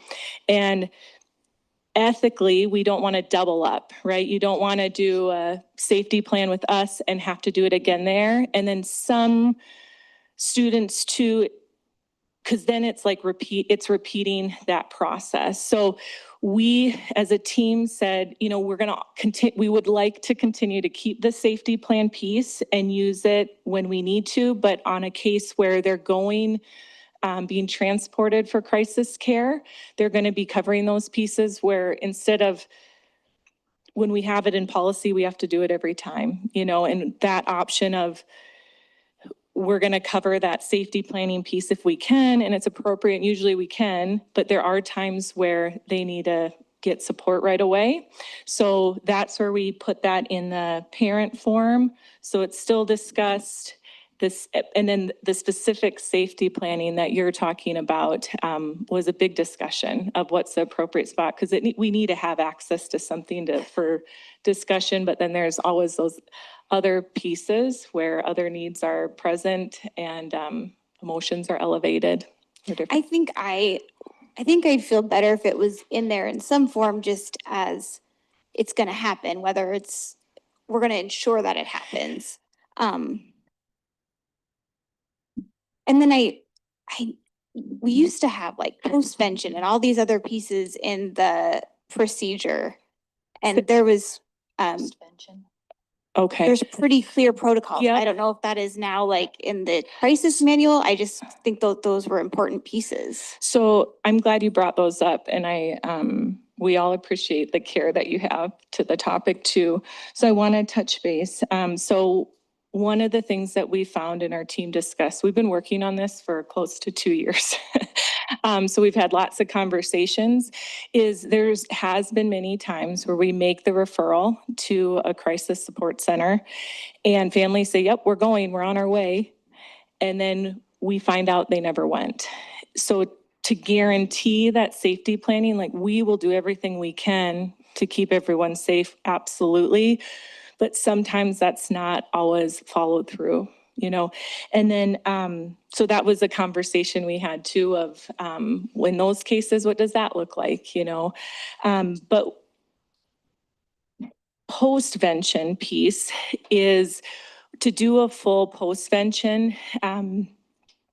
You would have a team meet before the student would come back. There would be a meeting about how to support that student in school and what that looks like. And with the team that we had and the conversations is a lot of times there's families that don't want the school to know, that don't want to share. They say, we're handling this outside of here. We have a counselor outside. I want my student to come to school and be able to have a normal day. Yes, they know they can reach out to you if they need to, but they don't want that opened up. Some families do. And so we always want to meet them where they're at and what that looks like. When we had postvention, the conversation was postvention meetings could potentially mean if we can't set up that meeting, that student couldn't come back to school until that meeting happened. After. We still would follow up with students anytime that they're out to check in, follow up with families. That was one of the biggest conversations too with the team is we want the board or, you know, people looking at this to be aware that there's no less work going into it. It is simply making a policy that is really accurately showing what we can do in a school setting. Sure. Yeah. I was talking more about, so that reentry, I was talking more about after a suicide. Okay. For example, we had done a listening session at Stevens and we had a student who was really upset because after a suicide had occurred at Stevens, they didn't get any sort of communication or not enough is kind of the impression that I got. But then in another situation there was. And so I was talking about when we have that happen, there used to be some pretty pretty strict procedures in place. So we still have that. Okay. What you're thinking about is a kind of another document. It's the in the crisis crisis manual? support plan. And we've utilized that we use that all the time in our district. Anytime there is a crisis or a loss of a student, and that follows the prepare training model. So great question. And that's just in another. It's another component of our crisis plan. Okay. Yep. Thank you. Yep. All right, Ms. Stephenson. I have some questions that were already covered, so I have no more questions. I do appreciate all the work that you did and that the policy committee and, you know, the policy committee does some hard work for the board and then we put our confidence in those decisions in a lot of instances. And this is one where I do have a lot of confidence in the work that you've put in and I appreciate it. Okay, Anything else for the team? All right, ladies, thank you very much. Thank you. Appreciate your time. All right, at this time, we don't have any other, we don't have any conflicts of interest. We are going to take a short 3-minute break, please. We've kind of been sitting for an hour and a half, so let's take a short break. We still have a lot of work to do, so. All right, see you back in 3 minutes.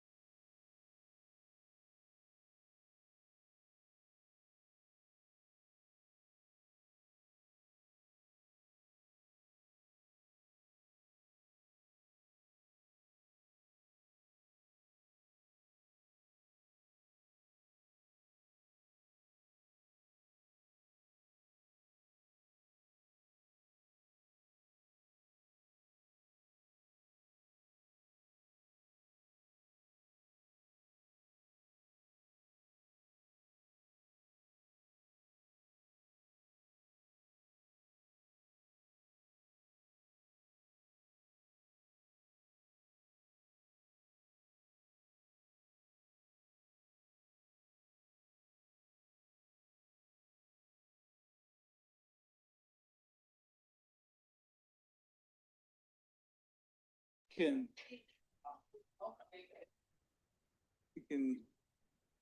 get started as soon as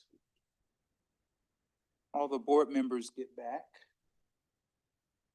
We shall commence.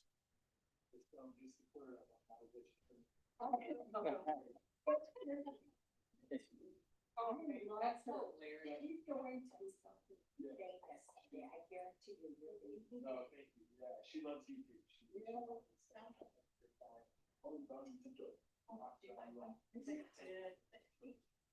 She came home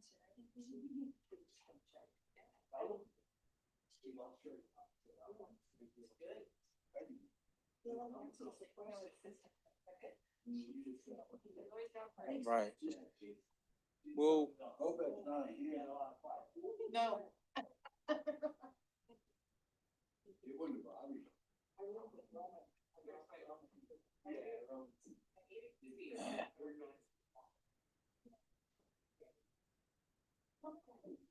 all right, we're gonna get started. We still have a lot to do tonight, so at this time, what we're going to do is, we're at item 11, approval of proposed November 2026 bond referendum. What we're gonna do is Coy is going to have comments and a presentation. We'll ask for the motion. Then there will be still time for discussion. So just for the board, we have not made a motion for item 11 yet. Coy's gonna give some comments, some research. We'll have the motion, the second, and then comments, and then we'll vote. All right, Mr. Sassy. Very good. Thank you, President Carr. So obviously this evening is significant. The board will, in just a few minutes, vote on a referendum that will ask the community to make a significant investment in our schools and in the future of our students. So the plan tonight is to outline how we got here, what the plan includes, and ultimately what it means for our district stakeholders. So this has been a long, windy path to get here. Obviously, several years worth of conversations. And I think to really tell the tale of how we got to this point, it's necessary to take just a small step backwards and talk about the evolution of this process. Of course, as most people are aware, the district referred a bond to the community back in 2020. That bond fell just short of the supermajority requirement at about 57%. And although that was difficult, one of the things that I feel we did well as a district was to not take that as a loss, but as a learning experience. As a district, after that election happened, we took a step back. We really listened. We reflected on what we heard. And we really tried to position this as an experience in which we gathered valuable feedback from the community about priorities and structure and communication. And I think you'll see that in many ways that dialogue and feedback that we had, both from those who opposed the previous bond and those who supported it, really heavily influenced the referendum that you'll see tonight. I also think this is an appropriate time to note that the theme of pausing and listening and gathering feedback and making adjustments is one that you're going to see throughout this discussion. As evidenced in public comment, I'm sure for many people, and obviously many people sitting in this room, this feels like a long time coming, and in many ways it has been. However, although the need was great, I think the last thing the district wanted to do was rush another vote out to the people without showing again that we heard them, we listened, we adjusted, and we believe this is a referendum that shows just that. Of course, further complicating this timeline was that the district, like most of the world, underwent a tremendous amount of change in the past 5 years. Navigating COVID, leadership changes, board representation changes over that time period. And as we came out of that time period, the board felt it was necessary to set a new path for the district and engage in a strategic planning process. So in March of 2023, the district launched that process, and facilities very clearly emerged as a key pillar with a clear vision. And that vision was that RCAS will ensure safe, modern, and effective learning environments by building, improving, and maintaining facilities to meet changing educational needs. So after the strategic planning process, that really launched a several year time period in which the district engaged in extensive facility planning and strategic discussions. And the idea was that we were trying to build this very comprehensive, evidence-based understanding of needs and priorities. And this just lays out sort of a timeline of where we've been over the last several years. So in the time period directly after strategic planning, July to September of 2023, understanding that, of course, just like the district had changed, the community had changed. We went through a significant amount of change during that time period. And we knew we had to go back and revisit where we had been and revisit where the community was. So we conducted several community listening sessions to gather firsthand insights about facility challenges and needs. From that point, we worked through an extensive internal facility assessment process. And the idea here was to really document current conditions, identify deficiencies, and establish these baseline metrics that we could use to better understand what our facility situation was reflecting at that period in time. From that point, and really trying to push the strategic plan forward in that pillar of the strategic plan and operationalize that pillar, we had a significant amount of information. What we had to do was develop something that could establish what our performance criteria was and really objectively measure and compare conditions across the district. And so for several months, we worked on a tool to do just that. That's the tool we call the Facility Performance Index, or the FPI. You'll hear it referred to often during these conversations. From that point, we had the ability to then measure and compare conditions based on this performance criteria. We started to create what we called an impact project plan. And this was really a 10 to 20 year plan that we developed inside the district to identify high priority initiatives with significant educational benefits. So it was sort of our form of internal master planning. I think when we came out of that process, to be honest and transparent, we were a bit overwhelmed with the situation that we had on our hands. We had a significant amount of needs, obviously not enough resources, and we really felt like we needed additional help to better understand our situation and to help us prioritize our situation. And at that point, we decided that the best step forward would be to partner with an architectural firm and develop a professional master plan. And so at that point, we partnered with Co-op Architecture. And we spent about 1.5 to 2 years developing a comprehensive district-wide facility master plan. That was presented to the community and the board back in March of 2025. Really, since that point, we have continued to work through the process the way that we've discussed. We took time to pause and survey the community. We'll talk about that here very shortly. We worked on refining projects based on that feedback. We monitored legislative priorities that could have had an impact on this situation, and really worked on the technical aspects of the bond referendum. So that's where we've been over the past several years in terms of how we plan for this situation. I want to talk a little bit deeper about the master planning process. This master plan that Board Member Stephenson referred to earlier represents about 2 years of really rigorous community engagement, professional assessment, and again, data-driven decision-making. Co-op worked alongside all of the district leaders, staff, and community members to produce a roadmap that's both ambitious and responsible. And I think that's a real challenge when it comes to our facility situation. One of the conversations we had early and then revisited several times with Co-op was we need something that we can refer to in a realistic way and that ultimately helps us to address those highest ranking areas, criteria areas, but that we can accomplish and that we feel is not something that is out of our reach.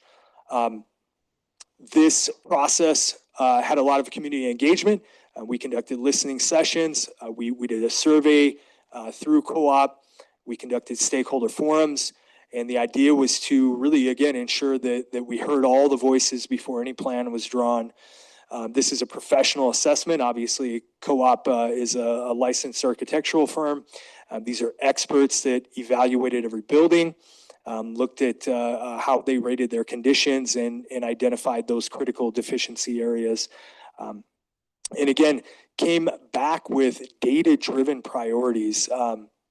The Facility Performance Index really helped this process. It provided really objective scoring as co-op conducted their building assessments and their research. It provided a real framework for them to be able to score and rank needs and ultimately guide these investment decisions fairly and transparently. So again, the master plan laid out some very specific priorities. These were the 5 high priority areas that really form the backbone, both of the master plan and the referendum that we'll talk about very shortly. Each priority was directly informed by the community input and professional assessment of co-op. So first and foremost, of course, safety and security upgrades. This would include things like modernizing entry points, surveillance, access control across multiple schools. Secondly, being HVAC and air quality. Replacing aging heating and ventilation systems to ensure healthy, comfortable learning environments.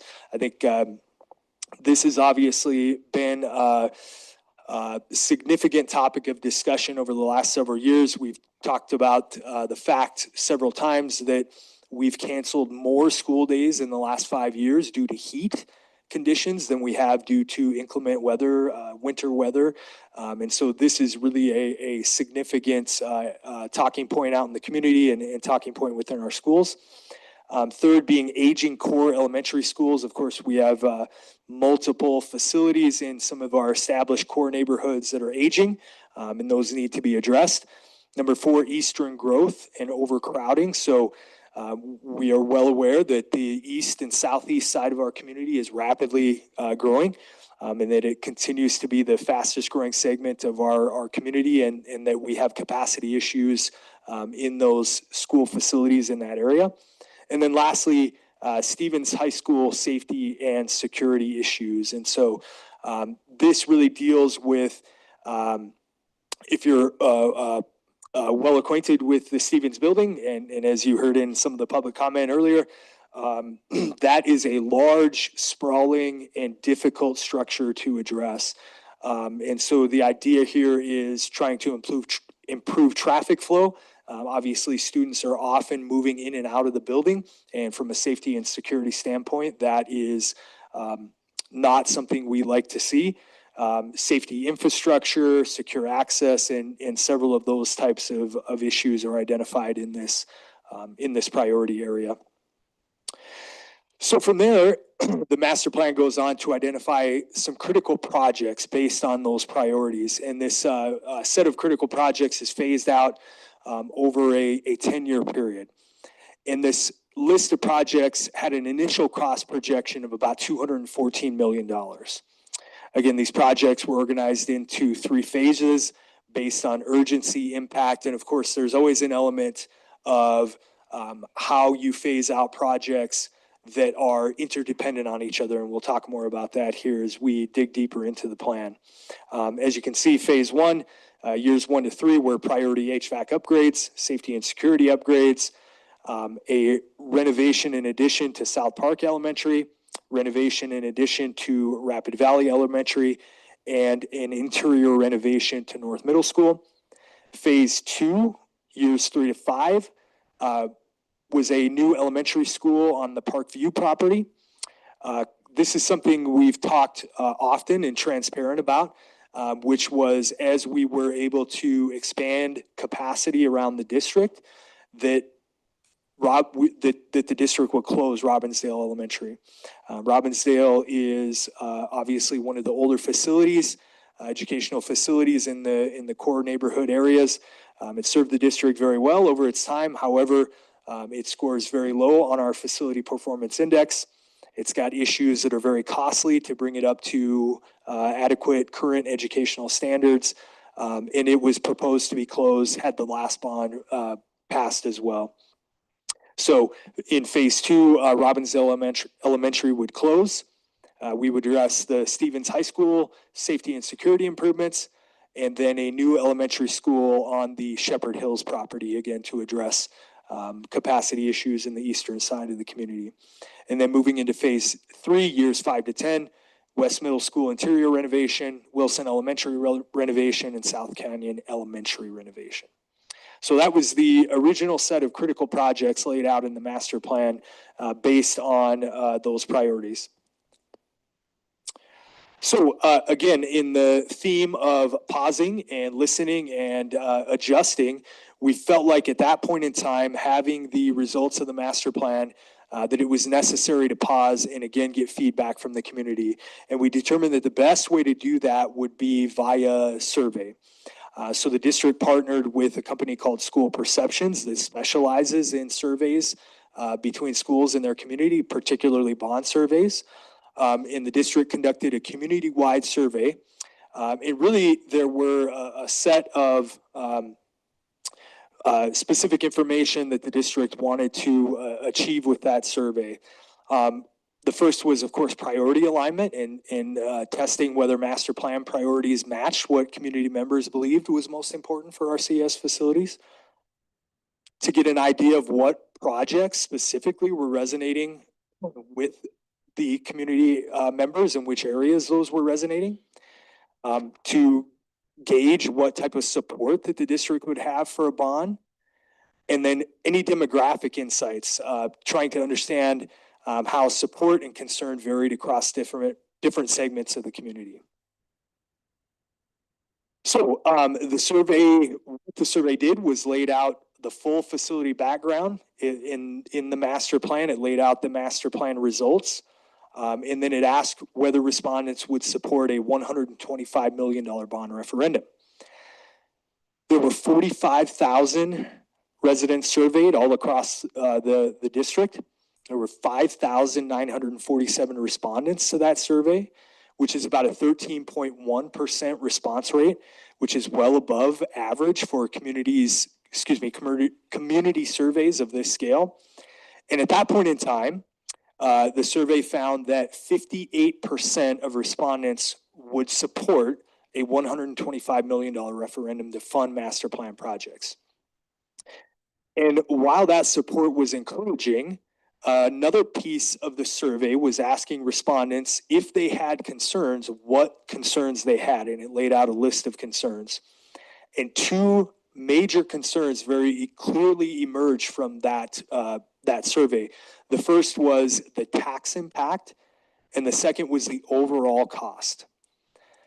And again, in the theme of pausing and listening and adjusting, the district heard this message and we acted on it. So we went back to the drawing board, so to speak. We talked about the package, we talked about the projects, we tried to find areas where we could revise, where we could adjust. And we did just that. The district revised the bond package, reducing the total ask by 18 million. I think it's really important to note that this is not just a token adjustment to make folks happy. It represents a genuine effort to honor these concerns and at the same time try to preserve the most critical projects that students and staff need. And truly the result is a leaner, more focused package that maximizes value for every dollar requested. Again, this was not a token adjustment. The revised package reduces the estimated annual cost to property owners by 33% compared to the original $125 million proposal. So it's meaningful in terms of the overall cost in addressing the two concerns that we heard very clearly from the survey. And here's what the current package looks like at 107 million. So this package, again, concentrates investment in the highest impact areas identified through 2 years of master planning process. The first being priority HVAC and energy efficiency projects at 32 million. These would be projects at Horace Mann Elementary, Meadowbrook Elementary, and North Middle School. This is again centered around modern energy efficient heating and ventilation systems, improving air quality, comfort, and long-term operating costs. Priority safety and security upgrades of $3 million. These are targeted improvements at Blackhawk, Grandview, Knollwood, Southwest Middle and West Middle Schools. In addition, in renovation to South Park Elementary at $12 million. Again, this is really one of the core neighborhood elementary schools. It's a site and a school that is very well suited for a renovation and addition. It really helps us to address that core downtown neighborhood elementary area. A new elementary school at the Parkview property at $40 million. Again, in looking at the district's growth and migration patterns, this is a centrally situated new school that will allow the district to very strategically address a lot of the overcrowding and boundary issues that it's experiencing. Stevens High School safety and security for $20 million. Again, these are circulation, not in the terms necessarily of air circulation, but of student circulation, improvements in modern security infrastructure that help to greatly increase safety and security at Stevens High School. And then again, the closure of Robbinsdale Elementary. So as we expand capacity in the valley and central area of the city, it allows for the closure of an older and outdated facility. So now that we've talked a little bit about the package, I think it's really important that we talk about what a bond is and how a bond works. Understanding the structure of a bond obviously helps voters make a better informed decision. So let's talk a little bit about how this works in our state. So first of all, if the bond were to pass in November, the district would issue what it calls a general obligation bond. And a general obligation bond is a debt instrument backed by the full faith and credit of the district, guaranteeing repayment to the bondholder. And the way that it guarantees repayment to the bondholder is through its own dedicated levy. So the general obligation bond carries its own property tax levy, separate and apart from any other fund, which then provides the funds necessary for the annual debt service payments. Of course, there are limitations to what this levy can look like. The school board is legally permitted to levy only what is necessary to cover the debt service payment in any given year, no more or no less. So there would never be a situation in which the board could increase arbitrarily that levy and say, we want to over levy, we want to pay the bond off early. It can only levy what the debt service amount requires for that given year. And then that levy is spread across the district, so evenly across the entire assessed valuation of all property within the district at a uniform rate per 1,000 evaluation. And we're going to talk a little bit about what that looks like here in just a moment. But to get to that point, to get to the meat of the conversation that everyone wants to talk about, we have to talk a little bit about the amortization portion of the bond. Amortization, of course, meaning how this bond is paid back over time. And there are some assumptions that we have to make in terms of looking at that amortization model that make a massive difference to what happens over time with that amortization. And ultimately, the levy amount that property owners pay is dependent on several key variables that is built into that amortization formula. And I want to point out, this was a specific area that drew a lot of conversation in the last bond. And so we've been conservative in terms of our assumption to provide taxpayers assurance that this model was going to hold up the way that we say it's going to hold up. So here on the left side, we have some of the key variables that we look at in terms of this assumption model.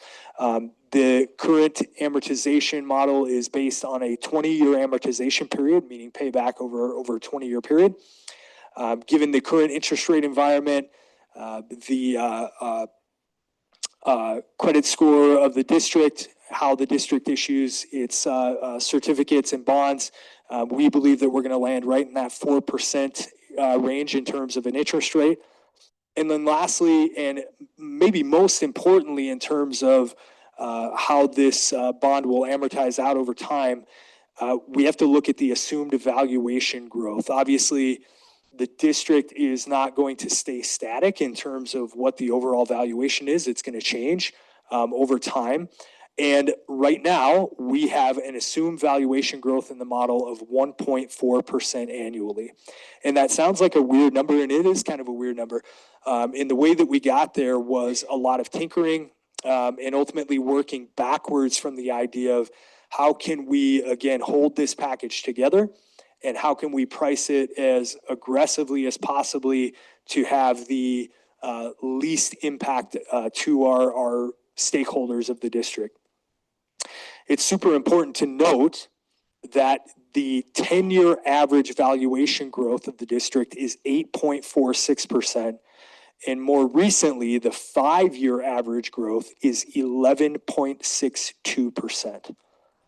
So a 1.4% assumption is deliberately conservative. As you may recall, if you were around the district or involved in these conversations back in 2020, that model was based on a 4% annual growth assumption. And again, that was a real point of contention in terms of the discussion regarding the bond from the oppositional angle. And so I think what's really important to point out is, again, not only has that previous assumption been upheld, but it's the community has grown at a far more rapid rate than what it was assumed. And had that bond been passed at that point in time, the levy that was proposed at that point would have been at about 50% of what we projected it to be because of that growth. So again, this is deliberately conservative and deliberately under the ultimate projections of where we think that the district is going to be in terms of valuation growth. But what does valuation growth mean for property holders and the folks that are going to be paying the levy on this? The more aggressively that the overall district property valuation grows, the more the bond levy is reduced. So if you can think of it as the total valuation of the district as a body of water, and the levy being a drip into that body of water, the larger that body of water becomes, the less ripple that's created by the drip into the water. So the faster and the more that the valuation grows, the more that levy is reduced, meaning that the cost to taxpayers will very likely be lower than projected, especially if the valuation growth from year to year holds like it has over the past 5 to 10 years. Under even these conservative assumptions, the estimated break-even levy, so the point at which the levy addresses the debt service every year of the 20-year amortization, is 0.49 per $1,000 of assessed valuation. That doesn't mean a lot right now, but we're going to put that into terms that mean more here as we go. So this is sort of the meat of the conversation. This is really the information that everyone wants to get to, which is, as a property owner, what does this actually cost me and what does this mean? So using a $400,000 property as a reference point, and our friends at Elevate tell us that right now that is approximately the median valuation of a property here in Rapid City. Here's how that translates to real dollars. So under the current package of $107 million at 0.49 per $1,000 of valuation, that would be about $196 of property tax per year, or about $16.33 per month. Again, the reduction from the $125 million package that was included in the survey to the current $170 million package resulted in an estimated 33% reduction in annual cost to property owners. So you can see here on the right side under the $125 million package that was presented in the survey, the estimated levy was about 0.65 per 1,000, which comparing under that same $400,000 property was about $260 per year, or about $21.67 per month. So again, we see from that adjustment, meaningful reduction in the tax impact and the overall cost, which were the two greatest concerns in terms of the survey results. I think it's really important to show the evolution of the bond ask since 2020 and the pricing in particular of what's happened during that time period. The district has consistently worked to reduce the financial burden on taxpayers while still addressing all of our facility needs. And here's how that's evolved over time. So if we flash all the way back to the 2020 bond, the total ask was $189.5 million. And the levy was estimated to be 0.85 per 1,000. So that was about $340 per year on a $400,000 property. Again, as we move forward to the $125 million survey package, that was an estimated levy of 0.65 per 1,000, or about $260 per year on that $400,000 property. And then ultimately where we are and what's included in the referendum tonight at 107 million or 196 per year on that same $400,000 property, bringing the levy under 50 cents to 0.49 per 1,000. So from 2020 to where we are currently, the district has reduced that cost by about 42%. And again, that's a direct reflection of listening and making adjustments and prioritizing projects as we moved into this process. Part of the reason that has been possible, and again, I think this has been a very contentious point all the way back to the last bond, and that argument is that the district has not used its resources well over time, that it's neglected buildings, that it hasn't put enough investment into buildings. And it will come as no surprise that obviously we disagree with that. And I think this is really a reflection of that. So what you see on this slide is essentially the district's track record since the passage of the last bond in 1973. So this is every major facility project over $100,000. This doesn't include any project under $100,000 since that 1973 timeframe. And I'm not going to go through every single one of these projects. You can see it's an extensive list over time. However, I do want to point out, and I apologize, it's very difficult to see here on the bottom, that these projects represent more than $303 million in facility investments built through the district's capital outlay fund. More recently, we have invested $101.3 million in capital outlay projects since 2020. So just since the last bond ask in 2020, the district has invested another $101 million in major projects through its capital outlay fund. And so I think that's really important, first of all, in terms of showing the community that the district has made significant investments given its resource situation over time into its facilities. And that secondly, part of the reason that we've been able to reduce the ask since 2020 is because of those strategic investments in our facilities. Please do. So just looking, I know it's tiny and I don't know Yeah, if the public can see it, but am I reading correctly, like looking at inflation, that the actual cost like of General Beetle at that time was less than $15 million? Yes, you are. Oh, okay. And that's, actually, I appreciate you making that comment, because one of the other disclaimers I wanted to put on this was that this is with no adjustment for inflation. And so obviously we've seen very rapid inflation, especially in the last 5 years. What we're getting now looks drastically different than what we would have gotten 5, 10, obviously 50 years ago.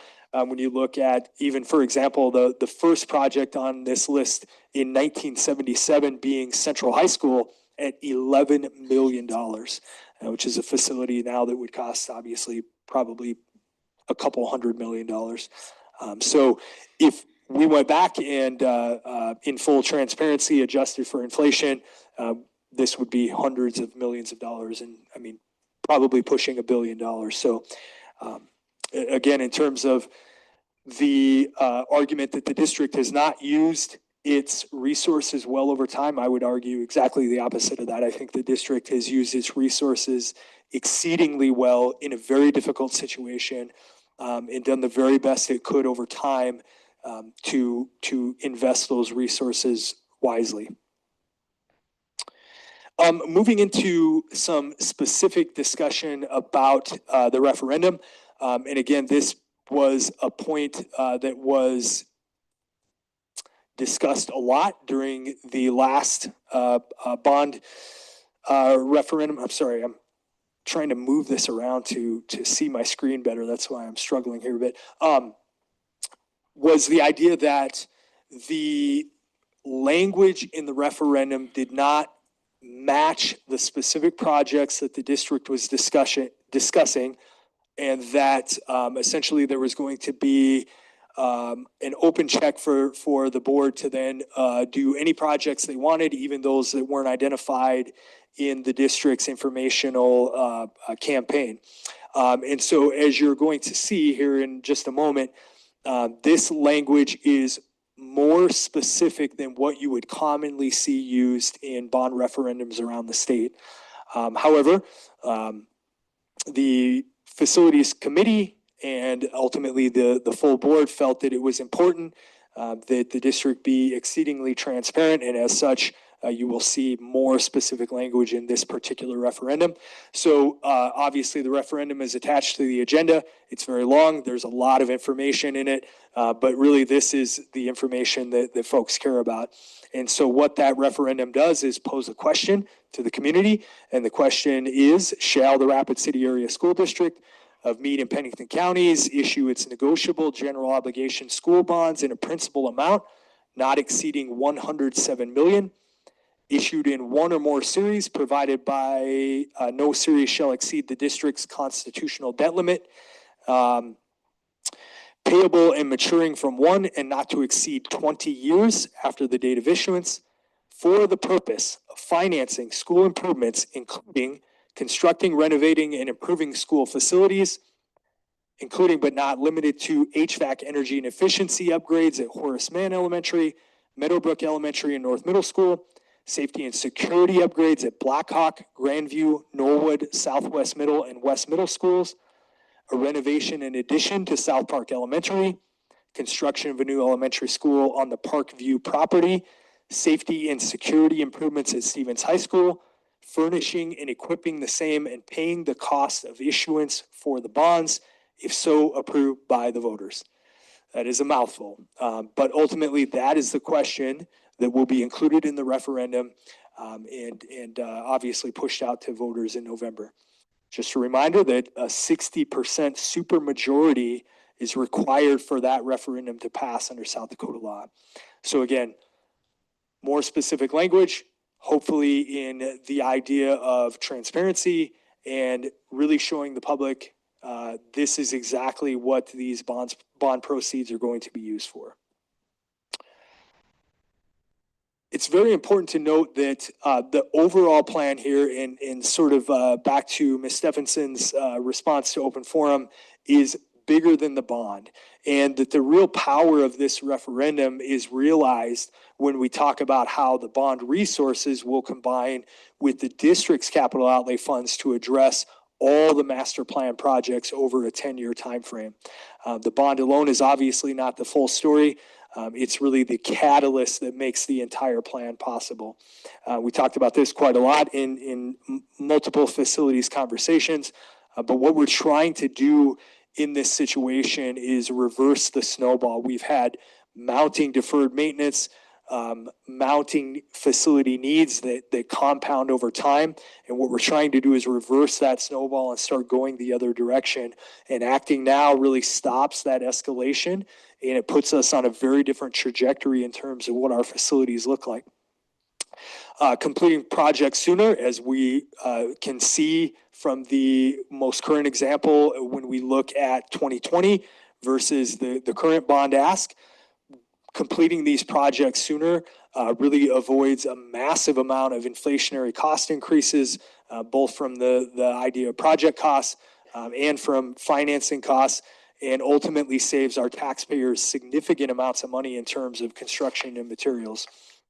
Again, it also reduces the financing costs. When we combine the bond proceeds and the capital outlay resources, it minimizes the amount, and I'll show you an example of this here very shortly, that must be financed, reduces the total interest paid over the life of the investment, and again, really brings the cost to our stakeholders down. So that's really where the magic happens in terms of how we combine the bond resources with our capital outlay resources to address everything that's happening in that master plan. And here's what that looks like. So when we combine the bond projects and the capital outlay projects, and we look at the full plan of addressing these full slate of master plan projects over this 10-year period. Under this plan, again, bond projects total 107 million across the 3 phases, and capital outlay projects total $79 million across those 3 phases. As we'll talk about here more in a moment, that is funding that does not require bond financing. And so again, we're looking at saving money in terms of cost of issuance of bonds, total interest payback, and all those things. We talked a little bit about the bond projects and what those phases are going to look like. Phase 1, years 1 to 3, the HVAC upgrades, safety and security upgrades, and then the South Park Elementary addition and renovation. In phase 2, 3 to 5 years, the Parkview Elementary, the demolition of Robbinsdale Elementary, and then the Stevens High School safety and security improvements. On the capital outlay side, phase 1, 1 to 3 years, we initially had Rapid Valley Elementary addition. Of course, that is a project that the district is already pursuing. You are being asked to approve the construction management contract for that here in just a moment as well. So given the situation on the eastern side of the community, we felt that that was a priority project that had to move forward very quickly. And that was a project that ultimately was taken off the list because we're already pursuing that. The other phase 1 project would be North Middle School interior renovation. Phase 2 being, again, that 3 to 5 year period, looking at the new Shepherd Hills Elementary and addressing, again, capacity on the eastern side of the city. And then moving into phase 3, 5 to 10 year period would be West Middle School renovation, Wilson renovation, and the South Canyon Elementary renovation. So probably one of the questions that we are asked most often is, well, what happens without a bond? And so it's really necessary to talk about that from a plan A versus a plan B perspective. Plan A, of course, being with a bond and what that looks like, and then plan B being without a bond. I think that not only is it a frequently asked question, it's probably one of the most important questions that voters should ask themselves as they think about how they're going to vote on this issue. The answer, of course, is that those projects don't just disappear. They're priorities laid out in our master plan. We're going to address them, as you heard Board Member Stephenson talk about earlier. The question really becomes, what does the timeline look like for completion of those projects, and what does it cost the taxpayer of our community? So with Plan A, that being, of course, the plan with the bond, it's a shorter, more efficient timeline. It lowers project costs due to prompt construction, meaning that we're starting construction faster than we would without a bond. It lowers financing costs through the bond structure. Projects are completed before cost escalations. And ultimately, that taxpayer investment through the bond is maximized and not wasted. We're addressing these projects in a tighter time frame, and we're maximizing that investment. Plan B is basically the complete opposite of that. It's a longer timeline. As the district relies solely on its internal resources, it's significantly increased project costs due to inflation, significantly increased financing costs because, again, we're looking then at more financing and less projects that are being addressed with cash.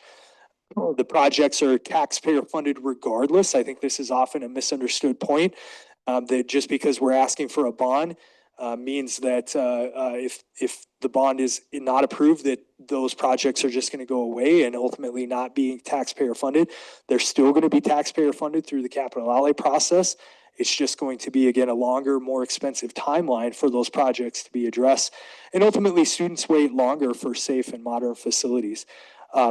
Delaying these projects does not save money. It simply costs more money. Every year of delay adds inflationary expense that ultimately falls back on the taxpayers. Coy, can I just add Yeah, too? please. I think not only is it a longer timeline, but it's potentially a really long timeline because in the interim, you're having new, just mounting needs that are coming up that we're gonna have to put this project off or that project because we have to address that. And I think, so the key is with a bond, we're able to be on a better trajectory, like you said, stop that snowball and stop chasing all these projects constantly Certainly. and be ahead of the curve. No, you're absolutely right. That's an excellent point. The future becomes. Coy, board members, let me kind of remind us of what I would like to do. I would like the board's discussion to be within the motion so that our discussion of our thoughts are in the motion. So if we can allow Coy to make his presentation, get the motion, and then you can have the discussion and ask Coy any questions or comments that you have. Thank you very much. Yes, sir. Absolutely. So when we stack these scenarios side by side and look at a comparison, it becomes really stark differences in terms of what Plan A and Plan B look like. So I'll show you a better graphic of this here in just a moment, but Plan A, again, the plan in which bond is approved, concludes by year 2037 with $49.9 million in interest paid and zero debt by 2042. And I'm not going to high center on this, but this is another very, very important point of how we reverse the snowball. The district is heavily leveraged by debt that it's accumulated over the years of addressing that very long list of projects you saw earlier. And with a bond, the district has the ability to have essentially zero debt by about 2042. Again, Plan B is essentially the opposite of that under a very best case scenario. And I think Katie makes a really excellent point that the future becomes very uncertain without a bond. But under a best case scenario, those projects stretch out to about 2045. It adds approximately another $20 million in inflationary costs in terms of project costs, another $67 million in interest payback. And again, probably most importantly, the district then carries debt service through about 2062. So essentially for forever at that point. So the bond is a much more responsible and economical path forward for everyone involved in this situation. This is a graphic that we came up with internally to really try to compare and contrast the two plans. But ultimately, I think, again, the major points here are that Plan B carries an additional $20 million in inflationary costs due to the longer completion timeframe, an additional $17 million in interest paid. And again, to me, probably most importantly, is that the district remains highly leveraged with debt service through that 2062 timeframe. So in closing, and this is probably a closing that is more pointed at the community than it is necessarily the board, but I think there are some really important things that we need to reemphasize. Again, part of the discussion that happened during the 2020 bond was that the district hadn't done the work, that there wasn't enough skin in the game, there wasn't enough research done, and that ultimately there was no vision beyond what was going to happen with this bond. And so what I really want to point out is the idea that we have not set back since that time period. We haven't waited to be bailed out. We've done the work. We've had nearly 5 years of planning, community engagement, professional assessments, financial modeling that's all been done, hopefully very responsibly and very transparently. We've heard the community, multiple points. We've heard feedback from the community. When the community said the cost was too high, we regrouped, we reduced the package by 18 million, about 33% reduction in annual cost. We've continually taken feedback and incorporated into this plan. And then lastly, the idea that we have a plan, we have a vision that extends beyond this bond ask. These aren't, I think to Katie's point earlier, or one of the board members' points, these aren't projects that we grabbed out of a hat and randomly threw on a piece of paper. We have a plan, we have a vision that extends not only to this bond, but past this bond. We're in a position to reverse the snowball, and the bond is really the key to execute this plan. And so I really want to leave with that closing comment. And with that, President Carr, we'll turn it back to the board for discussion, comments, questions, all those things. Thank you, sir. All right. At this time, I'll entertain a motion to approve the proposed November 2026 bond referendum. Motion. Second. It's been moved and seconded to approve the proposed November 2026 bond referendum. Discussion, please. Mrs. Clapham. There's a lot of information here, and I think it's hard for us as board member, because at this point, I think in a very, very good way, we know this backwards, forwards, upside down, and inside out. And as I really appreciate Mr. Swan pointed out, like, this is not some abrupt decision, or this is not some flippant decision. Hours and hours and years and people's brain power and manpower have gone into this.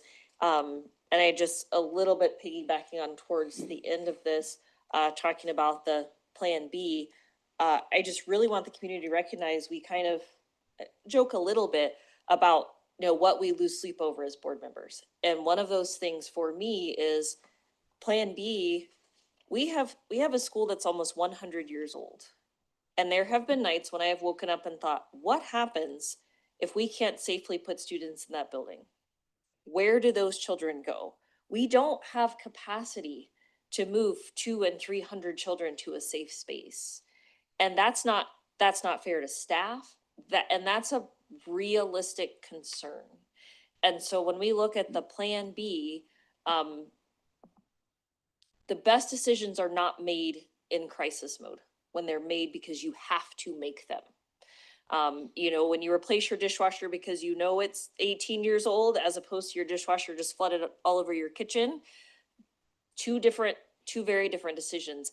And as a board, we do not want to be in the place where we are making emergency crisis decisions because we don't have spaces for our students. And that's one of the reasons that I feel so strongly about this, that we are making informed, educated decisions to prevent being in a crisis 7 years from now, when I will not be sitting in this chair, I promise. But that their hand gets forced in a decision because we didn't do the right thing and invest in our kids. And so I really want the community to understand that this is about being prepared and thinking forward, and not having to make decisions in a crisis, and having buildings and spaces for our staff and kids that are safe and reliable. Right? Anyone else like to make a comment?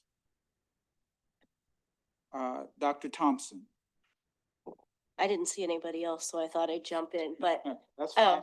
I just want to recognize that I was not involved in the very initial planning stages of this bond, but want to go on record that I support it because this bond package is fiscally responsible for our taxpayers. It's based upon research by independent consultants. It's responsive to community feedback. It is carefully planned to work in conjunction with our existing capital outlay funds. And most importantly, it is necessary to meet our students' safety and learning needs. Every student within RCAS deserves a safe, comfortable place to learn, and this plan delivers that. It supports the important work that our teachers are doing every day, and it invests in our students' futures. All right, thank you very much.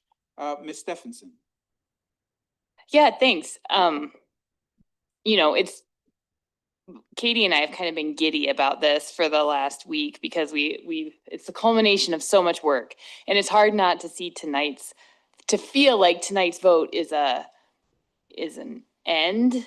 And in truth, it's really a beginning. It's the beginning of a long and exciting campaign to get the community fired up about this.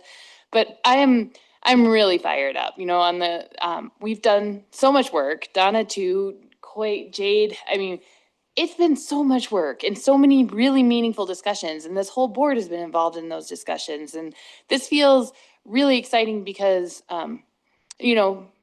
it does feel doable. It feels like we picked an amount that taxpayers, and this pain about property taxes is real. And I want to respect what the community is telling us. It's hard to pay property taxes right now. But I hope they can see the value in 50 cents more, 50 cents more per 1,000. I forget the exact numbers, so I'm gonna mess it up, but I hope they can see the value in that. There is good value in this plan, and it puts everything in the whole district in a much better position financially. I've heard people say, really the money should go to staff and to teachers. And I just want to reiterate for the public, because we know this, because we live it. We don't have the capacity in a bond to ask for higher salaries for teachers. The bond is for facilities. That's what state law allows us to do.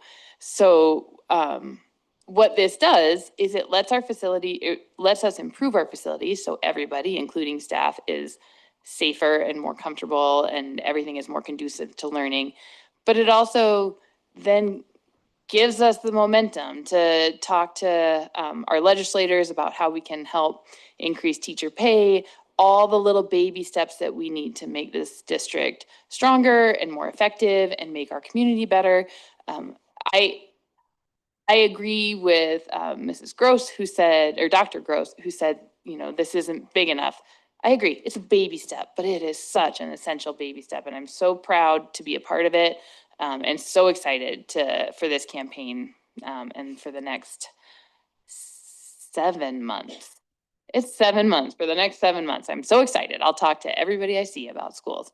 But thank you for all of you for the work that's gone into it, and here we go. All right, Mrs. Rafferty. I'm very passionate about this bond because as a former teacher, teaching first grade, I taught in a building at Grandview, and I was 8 months pregnant. It was September 15th exactly, and I went into preterm labor. And so it really hits hard with me when people say, well, why would we want to put air conditioning in a building when it's only used for a month? Look at the temperatures we're having right now. We're hot. So I'm just asking just to invest in our staff and our students, and they deserve to be comfortable too, and be in an environment where they can learn. All right, thank you. Ms. Clapham. I thought of something. One of the other things we talk about, and I appreciated Mayor Solomon's statement that, he doesn't have children in school, but why this investment is important. And I also just wanted to say, so most people know, I think, but Ms. Stevenson and I are both physical therapists. We work with a lot of people with different varying levels of abilities in our community, and schools belong to the community. And right now we have many schools that our community can't access. We have grandparents who can't get into buildings to see their kids' Christmas play. I had a student teacher who is in a wheelchair who could not fit into the principal's office at a school where she was student teaching because the doors are not wheelchair accessible. And so when we talk about, again, like, well, I don't have kids, but these belong to us as a community. If you have a play or the Rotary Club or whatever wants to meet at a school and you can't even get into it.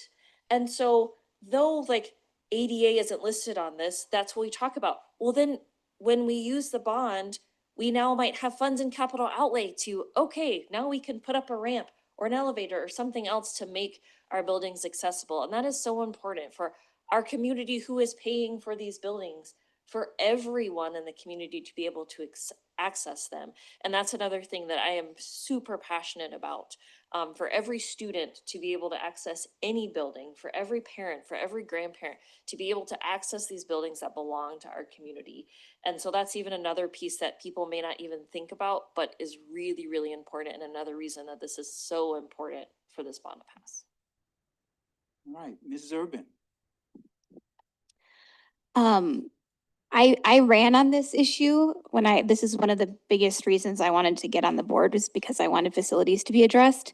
And so I'm like weirdly a little bit speechless, because I feel like I've been talking about this for so long, and it's almost a little surreal that it's finally going on a ballot. But just a couple of other things I wanted to mention. Facilities do matter in terms of educational outcomes, and I don't think we talk about that enough.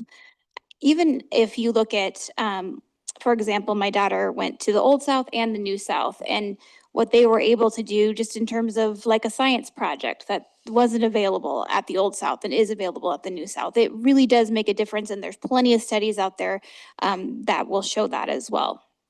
I also just wanted to mention that, there were some recent legislative changes to property taxes, and those will be realized in 2027. We're going to have a calculator on our website that people can put in their property values, and it will tell you what the impact will be to you. And I believe in most, if not all cases, even if the bond passes, people are going to see savings because of what's changed with the in the legislature this year. I think we've done a lot of work, and we're ready, and it's past time. And so I hope that we can get this across the finish line. And I want to be a resource for anyone that has questions, especially in my community, my little area, to reach out to me. I'm happy to talk about it anywhere. All right. Anyone else before I make comments? Okay, I am going to enthusiastically support this referendum. I've been hearing about, I came on right after the 2020 bond did not pass. So I've been hearing since my board time about the need to pass a bond and why it didn't work and all these different things. And so as Mr. Sassy said, and while I'm thinking about it, Bobby, we had talked about putting timers on the, not timers, but where you can tell somebody where right to go. Markers, timing markers. And Mr. Sassy did such an excellent job in explaining the whole thing. I'm going to use it a couple of times for people to go to the board meeting of April 7th, go to 2 hours and 50 minutes. And it will, if you have any questions after that, I mean, I will obviously answer questions, but I think the whole plan and the explanation for the plan and the past, I think it was so expertly done that that is going to be an awesome resource for the community, and people can digest it at their own pace and listen to it. And then if they have any questions, obviously they can call any number of resources to ask questions. So I think for me, I'm going to give them that time of tonight's meeting. I think this referendum, we always talk about a kids first approach to district thought. And I think this referendum does that expertly in every point. It's putting kids first to have cooling and heating at the appropriate time. It's definitely putting kids first when we talk about their safety and safe entries. It's putting kids first when we take kids out of buildings, as Ms. Urban said, we take students out of buildings in Mrs.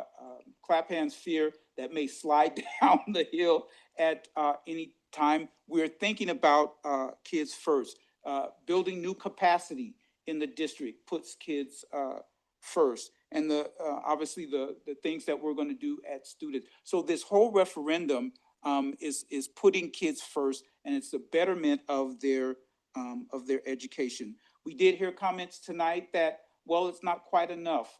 Okay, we might have agreed with that. I might agree with that. But again, we have bosses too, and we've listened to what the community had told us. And this number is a number that we feel the community has told us to stay with. We heard comments tonight that it didn't address a specific need in the district. Okay, I may agree with that also, but I hope if a particular project that you have is not supported in this current referendum, I hope that would not discourage you from supporting what is in the referendum, because obviously at $107 million, we can't do everything in a project that you may want, may not be here. So I'm still asking for that support. I want to thank Mrs. Stephenson for again reminding us that this referendum is only a part of the whole picture that is seen in our master plan. And again, as Mr. Sassy said, we've got Plan A and Plan B, and I am so hoping and will be praying that we go with Plan A. I think the last comment that I want to make to the community is that your support for this referendum is an investment in the future of our district. As Ms. Clapham says, with a time frame of 5 to 7 to 8, some of these projects will be starting. I will be long sitting in a rocking chair somewhere, sipping on sweet tea and watching TV. But it is an investment. Obviously, this year's seniors aren't going to benefit from this. But again, it's an investment to the future, and I hope you partner with us to invest in children. All right, with that being said, I don't see any other comments. Are we ready for the question? All right, all in favor? Do a roll call. Kathy, we're going to do a roll call vote, please, on this one. So question is, do you approve the proposed November 2026 bond referendum? Troy Carr, Yes. Jamie Clapham, Absolutely, yes. Katie Urban. Yes. Donna Moore, Yes. Walt Swan, Yes. Angela Rafferty, Yes. Christine Stephenson. Yes. Motion passes 7-0. All right. And the work begins. All right. At this time, I will entertain a motion to approve the Rapid City Area School policies, procedures, and exhibit. This is the first of 2 readings. So moved. It's been moved and seconded to approve the Rapid City Area School policies, procedures, and exhibits, first reading. Any discussion? Seeing no hands, all in favor of approval? Sorry. Sorry. All right, all in favor signify by saying aye. Aye. Any opposed, please say no. All right. At this time, I'll entertain a motion to approve the proposed agreements and MOUs. It's been moved and seconded to approve the proposed agreements and MOUs. Any discussion? All right, all in favor signify by saying aye. Aye. Any opposed, please say no. Motion carries. I will entertain a motion. Oh, is there any consent agenda item that a board member would like to pull? All right, seeing none, I will entertain a motion to approve the proposed consent agenda. So moved. It's been moved and seconded to approve the proposed consent agenda. All in favor signify by saying aye. Aye. Any opposed, please say no. Motion carries. All right, at this time, items for board information, we will have committee reports if there are any. I just have a short one. So April 14th is Evening of Excellence. It's at 5:30 to 8. Okay. I will do, we've been talking, but I don't know if, I just want to make it official that the Finance Committee is meeting tomorrow at 1 p.m. instead of noon. I think the whole committee and everybody in that meeting is here. So, okay. All right. And also at the last PAC meeting, it was quite an interesting and educational time for me. I learned how to play a hand game. We learned that, and it was confusing to me, but it looked fun. It was strategic, and the young people that were there were enthusiastic about it.